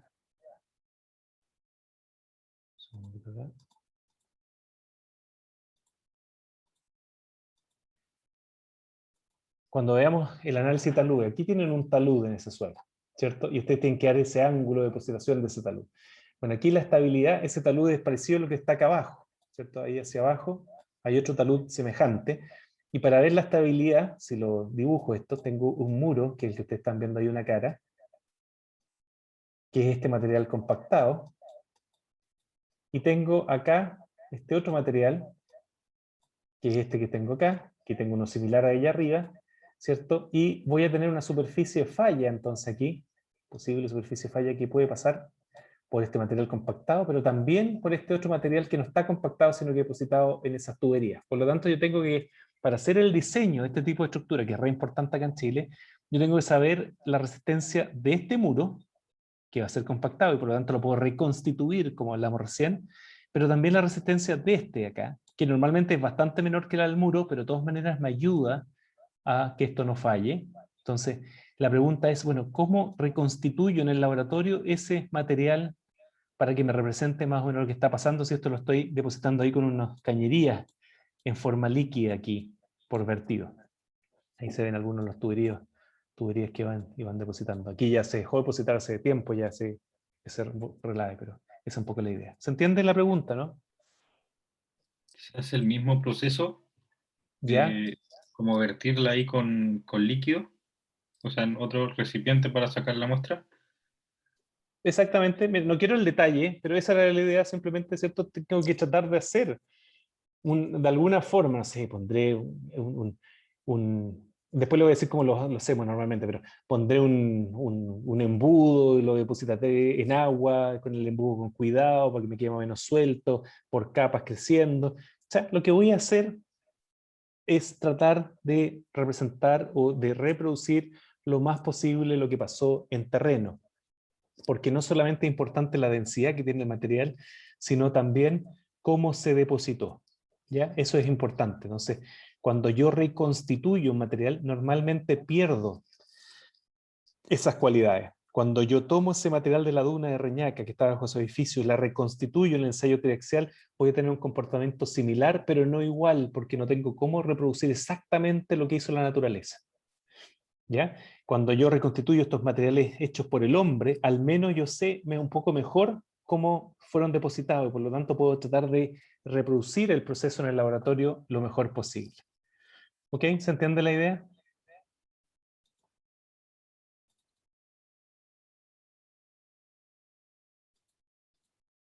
¿Vamos bien? Entonces, Sí, profe. todo esto es relacionado con probetas remoldeadas versus inalteradas. La importancia entonces, ojalá siempre inalteradas, pero no siempre posible, y si las vamos a remoldear, tratar de encontrar la densidad y también tratar de encontrar, ¿cierto?, cómo fueron depositadas para tratar de reproducir en lo mejor posible eso. Efecto de fábrica en suelo. ¿Qué quiere decir? Las partículas, estas partículas, el arreglo que tienen, ¿cierto?, y en la depositación que pueden tener, porque no son siempre esféricas perfectas, va a depender de la orientación de la muestra. O sea, si yo hago un ensayo y tomo una muestra así, vertical, o tomo una muestra horizontal, los resultados en el ensayo van a ser distintos. Entonces, la orientación de las partículas o esta fábrica de las partículas va a ser importante también en la práctica. Bueno, esas son las cosas que voy a tener que considerar importantes del análisis. Veamos las respuestas drenadas entonces que vamos a tener. ¿Cuál es la clave con la respuesta drenada? ¿Qué es lo que yo tengo impuesto en la respuesta drenada? ¿Qué es lo que voy a imponer en la respuesta drenada de lo que hemos hablado de los ensayos triaxiales? Aquí tengo la celda, aquí tengo la muestra de suelo. ¿Qué es lo que yo impongo cuando hago la respuesta drenada? O hago un ensayo drenado, o C y D. ¿Y no existe presión de poro? Que no existe presión de poros, o sea, el exceso de presiones de poros es igual a 0. Y eso lo logro a través de esta manguerita que está conectada con la muestra. Dejo la válvula abierta. ¿Sí? Por lo tanto, empiezo a cargar esto acá. Empiezo a cargar ese material. Y la carga tiene que tener la siguiente característica. Tiene que ser suficientemente lenta también, para que cuando yo cargo, se trata de generar ese exceso de presiones de poros, pero el agua sea capaz de escapar rápidamente. Entonces tiene dos cosas, la válvula abierta, pero además tengo que hacer este ensayo lo suficientemente lento para que no se generen esos excesos de presiones de poro. ¿Por qué digo esto? ¿Qué pasa si estoy con un ensayo de 5 por 10 centímetros en una arcilla y dejo esta válvula abierta y empiezo a ensayar esta muestra? ¿Ustedes creen que van a tener exceso de presiones de poros cero o no?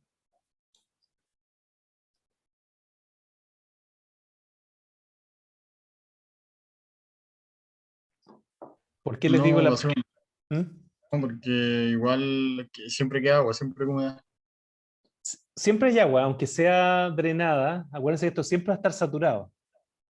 Si lo importante es que ese exceso, cuando ustedes generan esa fuerza, el agua puede salir, pero acá adentro llena de agua igual. O sea, hay un cambio de volumen que hace que el agua salga, que es la consolidación, o en este caso en la etapa de corte, pero siempre está con agua acá adentro, o sea, no es que se seque. ¿Ya? Eso para tenerlo claro. No se seca la muestra adentro, simplemente agua que aquí había sale hacia afuera y hay un cambio de volumen, pero no es que se seque la muestra. ¿Ok?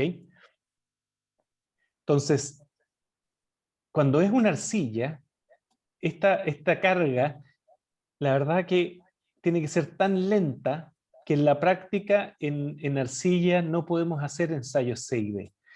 Porque es tan lenta la carga. Acuérdense que en los ensayos de consolidación la probeta era más chiquitita, era como 2 centímetros de altura, ahora estamos haciendo una de 10, peor todavía, más lento para que se disipen esas presiones de poro que están en el centro de la muestra.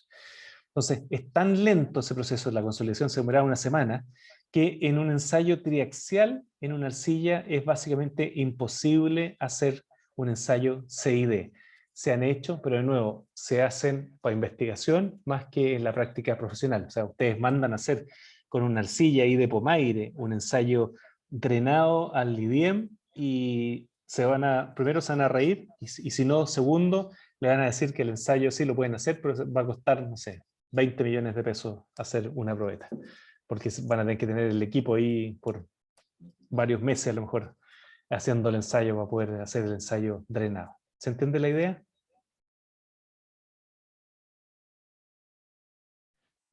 Entonces, la clave es mantener el exceso de presiones de poros cero, o sea, que la carga se aplica, y esto se logra fácil, en una grava, en una arena, ustedes aplican la carga y no tienen ningún problema, siguen los estándares de la STM, y esta agua, inmediatamente el exceso de presiones de poros sale, y evita entonces que eso se genere en exceso de presiones de poros, no hay problema.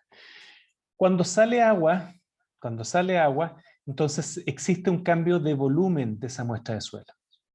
¿Ya? Entonces empiezo esa etapa de corte y se genera si yo dejo la válvula abierta, un cambio de volumen. Dado que existen estos excesos de presiones de poros, existe un Bernoulli distinto acá dentro de la muestra que afuera, y se empieza a generar un flujo de agua.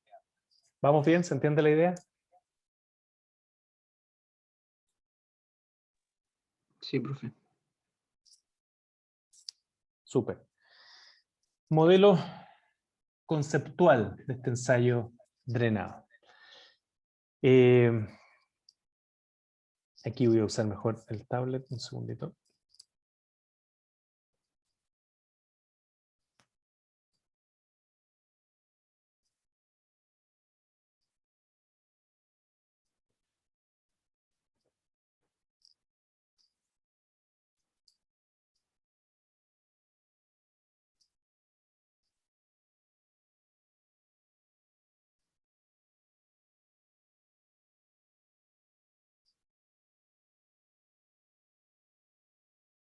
Estoy tratando de dibujar dos tipos de arena, ojalá me quede lo mejor posible.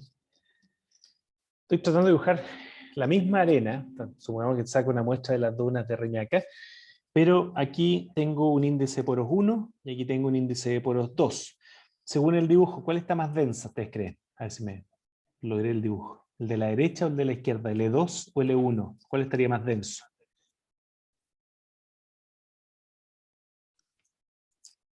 Derecho. ¿El de la derecha? El de la derecha está más denso, ¿cierto? Lo dice ahí como que está más cerquita. Todos esos vacíos que estaba dibujando en este otro lado, ¿cierto? Los hice más pequeñitos en el otro. Por lo tanto, ¿cómo sería L2 entonces comparado con L1? ¿Mayor o menor?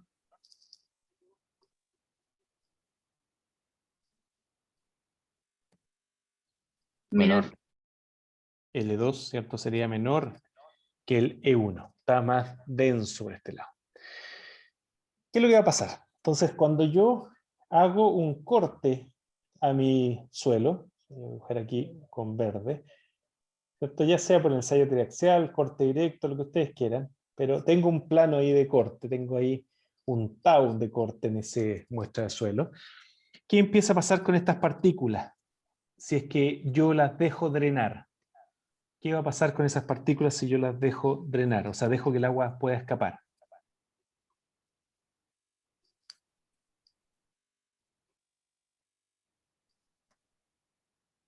Van a empezar a ocupar, ¿cierto? Voy a hacer aquí un zoom a lo mejor, tratar de hacer un zoom. Esas partículas de ahí se van a empezar a mover hacia allá, esas para acá, por lo tanto esas de ahí van a ocupar una posición más estable.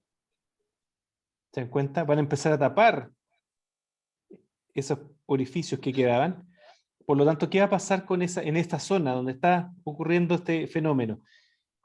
¿El índice de poros va a disminuir o va a aumentar?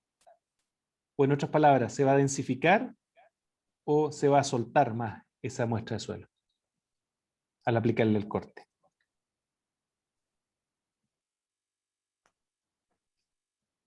Los perdí, parece ya. Están súper participativos. Disminuye el índice de poro, ¿no? Gracias. Disminuye el índice de poros, ¿cierto? Porque se va a densificar. O sea, estamos ahí ocupando esos poros que antes teníamos ocupados. ¿Por qué? Porque se empieza a desplazar estas partículas una de la otra. Y por lo tanto, el E, ¿cierto? Esta estaba suelta al principio. Ahora le aplico corte y el E empieza a aumentar, ¿cierto? O sea, cambia el volumen. El delta volumen cambia, aumenta el volumen. Perdón. Me equivoqué. Ya me estoy... Tú lo dijiste bien, el E disminuye, yo me empecé a hablar al revés, no sé por qué, pero tú lo dijiste bien, el E disminuye, y por lo tanto el volumen también disminuye de la muestra. ¿Estamos bien? ¿Estamos de acuerdo? Estamos ocupando esos espacios, el E disminuye, se densifica, el volumen de la muestra entonces en esa zona que está en el corte disminuye. ¿Estamos de acuerdo? Sí, profe. Sí, profe. Súper. Sí, profe. Y el agua, entonces, si es que esto disminuye, ¿el agua qué le está pasando? ¿Para dónde entra agua a ese volumen de suelo o se escapa el agua? Se escapa. Escapa el agua, porque está disminuyendo el volumen, entonces esa agua que estaba ocupando ese volumen de vacío, ahora tiene que escapar para algún lado. Escapa el agua. Por otro lado, ahora tengo esta otra muestra del suelo denso, que también está lleno de agua acá, menos porque está más denso, ¿cierto? O sea, está lleno, siempre saturado, estamos siempre hablando del suelo saturado, pero como tiene menos vacíos, tiene menos volumen de agua. Y ahora empiezo a aplicar también el corte. ¿Qué va a pasar ahora con esas partículas? Si está súper denso, ¿puede densificarse más? ¿O qué le va a pasar ahora a esas partículas?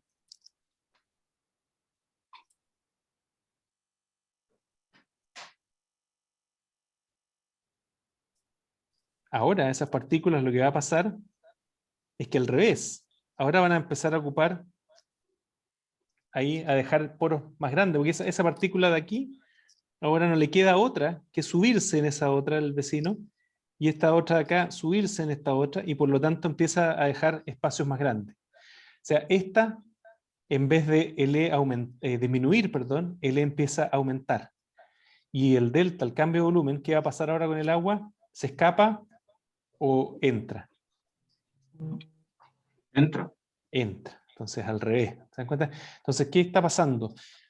De nuevo, esto es conceptual, pero lo que está pasando es que en un suelo suelto yo tengo espacio, por lo tanto se va a densificar, quiere decir que el volumen disminuye y eso implica que el agua tiene que escapar. Por el otro lado, si el suelo está denso, mi E durante la etapa de corte no le queda otra que ya empezar a aumentar, o sea, se suelta y el cambio de volumen entonces es positivo, o sea, se hincha esta muestra de suelo. ¿Vamos bien? ¿Se entiende la idea? Sí, profe. Perfecto. Preguntan ustedes, ahora si esta hubiese sido un ensayo no drenado, si este es un ensayo no drenado, ¿qué pasa con el delta volumen? O Se mantiene constante. ¿En igual? se mantiene constante. El delta volumen, si es no drenado, si es un ensayo no drenado, el delta volumen es cero, no hay flujo de agua. Tengo cerradas las válvulas, por lo tanto el agua no puede ni entrar con este caso, ni salir con este otro. Se mantiene igual. ¿Qué es lo que va a pasar ahí entonces? El agua va a responder con exceso de presiones de poro. ¿Ya? ¿Me siguen la idea? ¿Cómo sería eso? Entonces, volvamos aquí a la idea original. Si yo tengo, perdón, tratando de borrar input. Entonces, en este caso ahora, no drenado,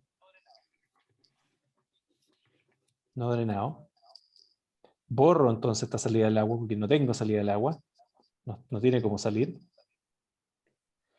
En el caso suelto, aplico el corte. ¿Qué quieren mis partículas ahora? Uy.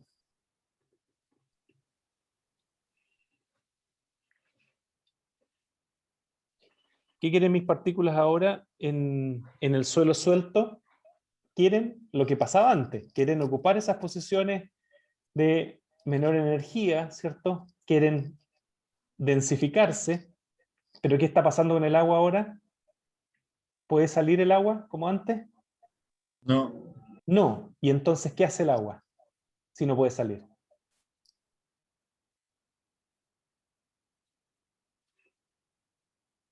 Aumenta su presión. Aumenta su presión porque está empujando las partículas del agua y le dice, oye, ¿para dónde vas? Yo quiero ocupar este espacio, no me ocupes mi espacio, yo estoy aquí, no puedo salir para ningún lado, perdóname, pero tú querías entrar acá, pero yo no tengo para dónde salir, por lo tanto lo único que tengo que hacer aquí es empujarte. Ahí estamos.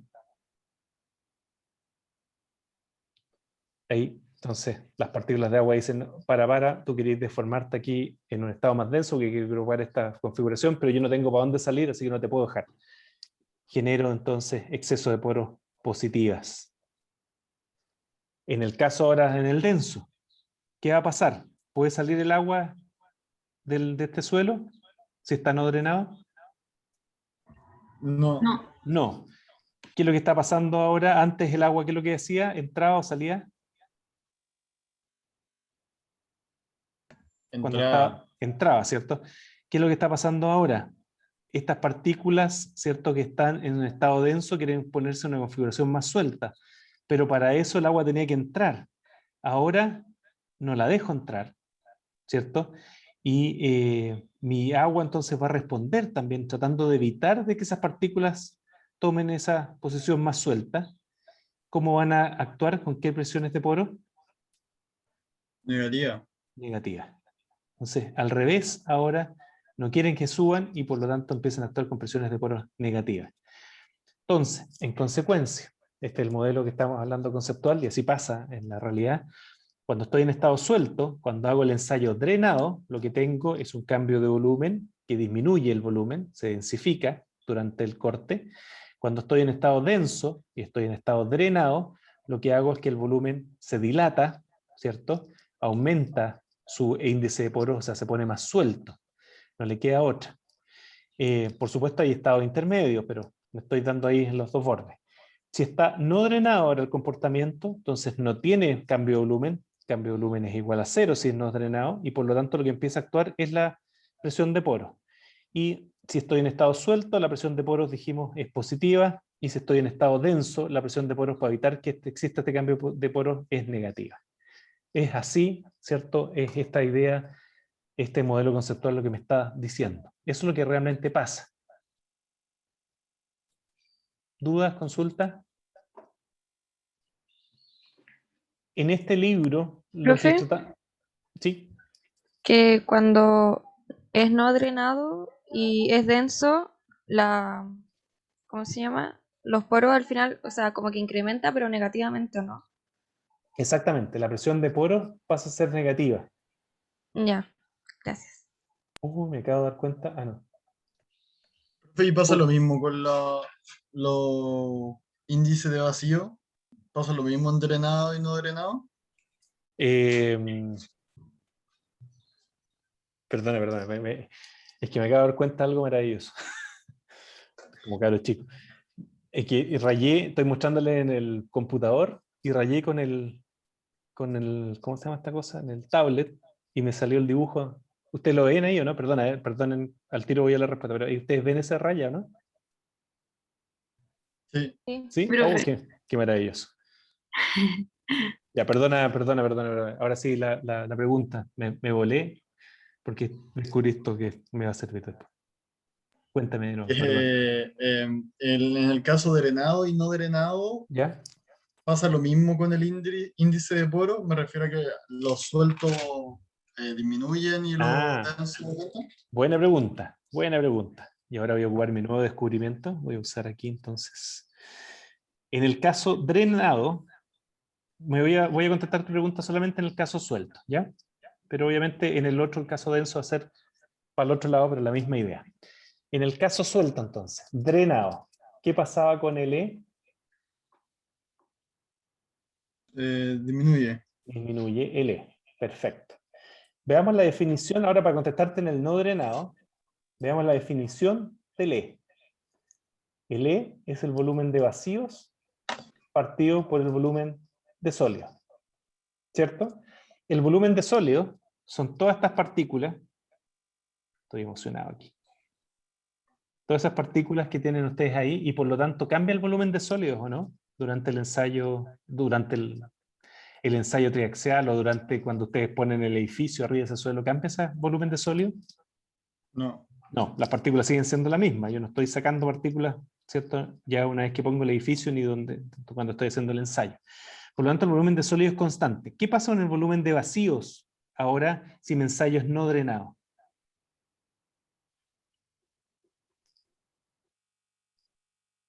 Te hago la pregunta de otra forma.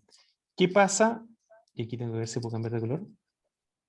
¿Qué pasa ahora con toda esa agua que tenía acá adentro en mi ensayo no drenado? ¿Podía escapar o no escapar? No puede escapar. ¿No puede escapar? Ya. No puede. ¿Y qué representa ese volumen que tengo ahí, que estoy dibujando ahí con esa agua? El volumen de vacío.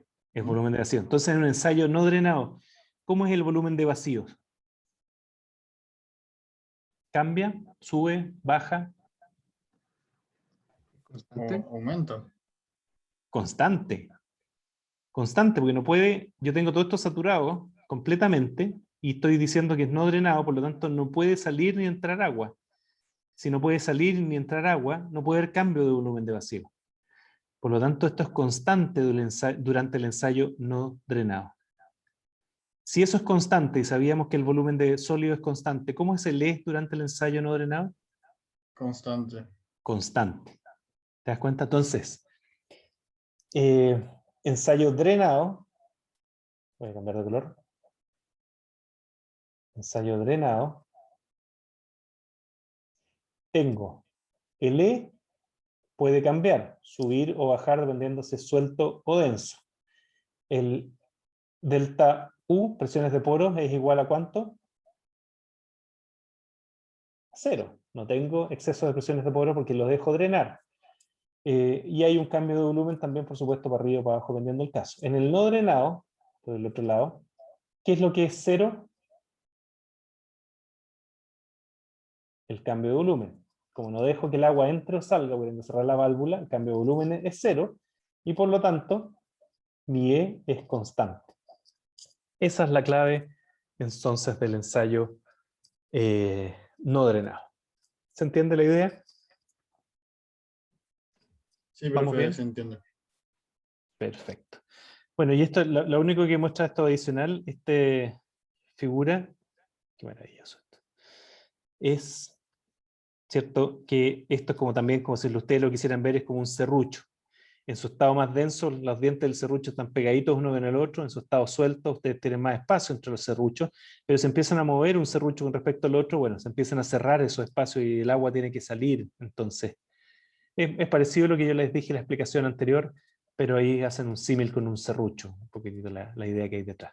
¿Ok? ¿Se entiende la idea? ¿Vamos bien? Sí, profe, todo bien. Súper.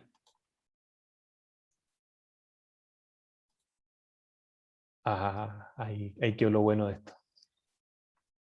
Que no se borró.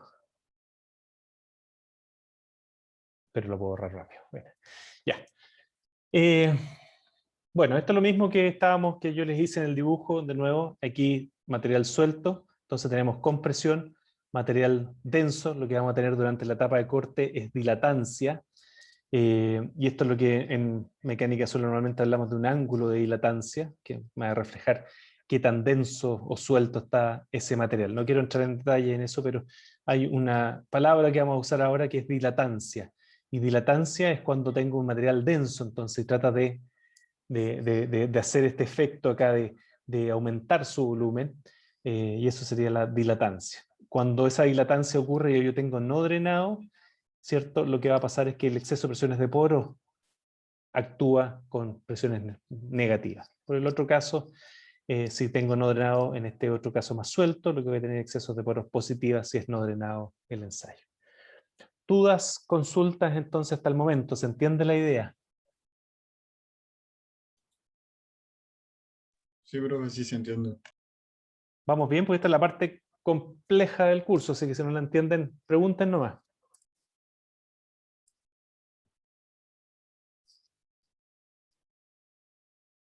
Profe, ¿qué era la dilatancia? La dilatancia simplemente por ahora tiene un significado un poquito más fuerte, se ocupa en modelos, pero la dilatancia es básicamente el efecto cuando tengo denso que el material quiere aumentar su volumen. Y eso si yo lo tengo no drenado, entonces lo que va a pasar es que genera excesos de poros negativos. O sea, la dilatancia entonces cuando tengo el material bien denso es que trata de aumentar su volumen en vez de compactarse más. Es algo positivo, en general es algo positivo. Me gusta tener, yo prefiero tener mi edificio en un suelo denso, como estamos acá, en vez de un suelo suelto, como estamos acá. Si en realidad este es el problema que vamos a tener en nuestro proyecto, donde tengo suelos sueltos y generan presiones de poros positivas. Si tengo un suelo denso, tengo presiones de poros negativas o dilatancia, va a ser una cosa buena en general. Sobre todo cuando viene un sismo. Cuando viene un sismo, que es el problema de liquefacción, que lo vemos si a alguien le interesa después más adelante en el curso de Geotecnia Aplicada, vemos eso en liquefacción. Bueno, en un sismo lo que va a pasar es que se empiezan a generar aumentos de exceso de presiones de poros positivas, poquitito en el sismo, que el sismo, ¿cierto?, va a ir ahí haciendo esta cosa ahí cíclica, y eso va a empezar a aumentar esas presiones de poros positivas, y lo que genera entonces que mi tensión efectiva, que es la total que se mantiene constante durante el sismo, menos las presiones de poros, como la presión de poros esa empieza a aumentar, mis tensiones efectivas disminuyen y por lo tanto mi tau, que en una arena sería simplemente tensión efectiva tangente de phi, se puede tender a cero, o sea, el suelo se comporta como un líquido por esos segundos durante el terremoto y eso genera esta liquefacción. Entonces el edificio por un segundo está en un líquido en vez de un suelo y se puede caer, y eso ha pasado en la práctica y ha pasado acá en Chile también. En el 2010 tuvimos más de 100 sitios con liquefacción para el terremoto del 2010.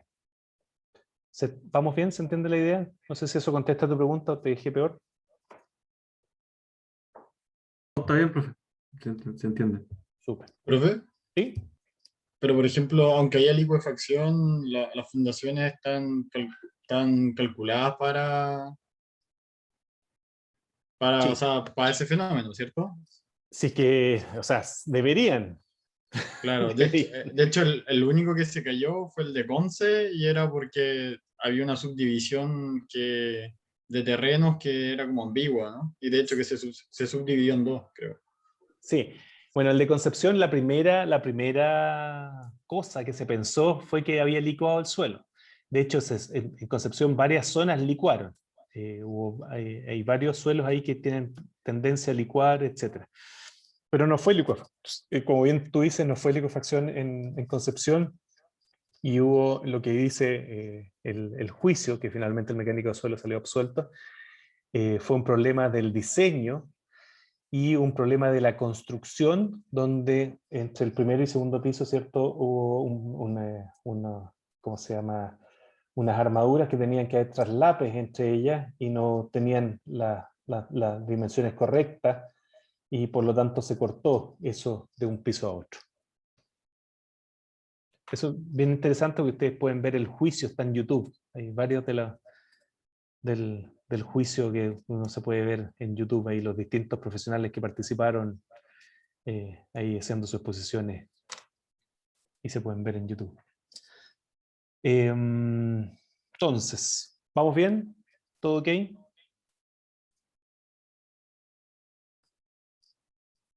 Qué maravilloso esto. Entonces, veamos aquí. Suelo, respuesta drenada. ¿Cómo será el tau epsilon vertical en un ensayo triaxial? Si tengo un ensayo a una presión de confinamiento dada, vamos a hacer una presión de confinamiento de 40 kilopascales por decir un valor, y hago un ensayo en una arena suelta. ¿Cómo sería el comportamiento tau epsilon b? Sería de esta forma. ¿Y cómo sería el comportamiento de la misma arena, pero ahora la compacto? ¿Cómo sería comparado con este suelto?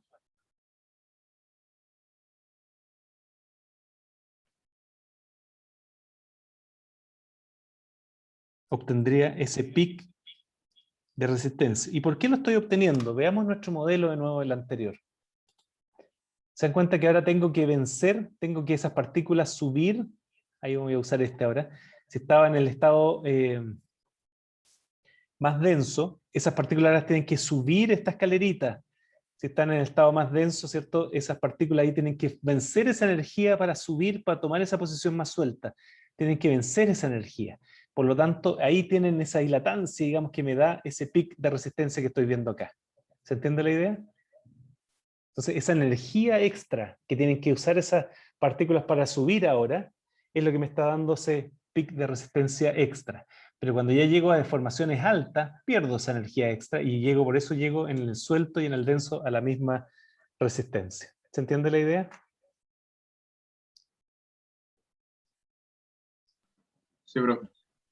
Y si aquí voy a cambiar eso por delta volumen. Si tengo un delta volumen y defino acá, voy a definir acá positivo hacia abajo, o sea, que se comprime, y negativo hacia arriba. Si tengo una muestra suelta, mi ensayo va a ser, parto desde cero y va a ser de esta forma así. Esta es una muestra suelta, que correspondería a esa suelta que estaba acá. Esa era la densa. Y una muestra densa, lo que voy a tener siempre, tengo una pequeña aquí positivo, que hay un reacomodo de partículas, pero después empiezo a tener esta dilatancia. Esto es dilatancia, entonces.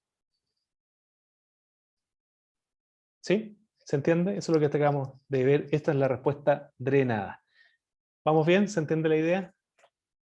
Profe, la que llega a un pic más alto es la... Ah, ya sí, que no lo había notado antes. Sí, No, no. es la densa. Esa es la densa. ¿Y por qué tengo ese pic? Por esa energía que tengo que hacer para que estas partículas empiecen a ocupar esas posiciones de menor energía que era la suelta. No le queda otra que subirse arriba de esas otras partículas. Ya no ocupa su posición esa relajada que tenía ahí en denso, sino que tiene que subir un poco y esa energía adicional es lo que me da ese pic. Profe, ¿y esa energía que se tiene que inyectar es equivalente a la presión de poros negativa? No sé si equivalente, no, pero obviamente están relacionados, digamos. Es ese proceso que va a estar relacionado. Ahora, en este caso estamos hablando de drenada, por lo tanto no hay presiones de poro y tenemos cambio de volumen. ¿Ya? Pero esa energía me lo está dando acá con que tiene que dilatar, tiene que aumentar entonces su volumen en vez de disminuir el volumen. Esa es energía adicional que yo la gano en esa resistencia adicional. ¿Sí? Profe, en el gráfico, ¿Sí? la parte de arriba es lo negativo y lo de abajo es lo positivo. Sí, es una convención de signos nomás, pero normalmente nosotros usamos para dilatancia en mecánica de suelos negativo y compresión positivo. Ya, gracias. ¿Ya? Profe, ¿cuál es el E vertical? ¿El qué? El E vertical del eje X de arriba. Este es la buena pregunta, lo hemos dicho un poquito, pero no, quizás no en el detalle. Es la deformación unitaria vertical. ¿Qué quiere decir? Si esto tiene un largo L, mi probeta, normalmente esos 10 centímetros que hablábamos, esta es la deformación que yo empiezo a tener aquí, delta, llamémoslo delta L partido por L. Deformación vertical axial, normalmente en porcentaje. Ahí sí. Ya, perfecto, gracias. Sí. Perfecto. Y por eso siempre en porcentaje, porque yo tengo aquí... ¿A dónde tenía las muestras de suelo? Ahí están, deformación unitaria. Ese es el E1 vertical, es en porcentaje. Yo tengo aquí 10%. Si la muestra era de 10 centímetros, quiere decir que aquí avancé 1 centímetro de deformación. ¿Ya? Siempre lo pongo en porcentaje. ¿Vamos bien?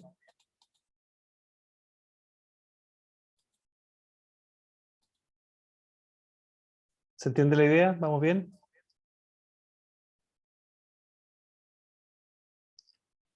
Bueno, ahí está lo mismo, pero en un dibujo más bonito.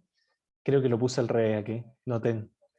Borré el otro, pero cuidado que aquí pusieron la densa. Una densa tiene compresión al comienzo y aquí la pusieron para arriba. ¿Ok? Y aquí para abajo el otro. Da lo mismo, simplemente que pongan aquí que esto es positivo y esto es negativo. ¿Ya?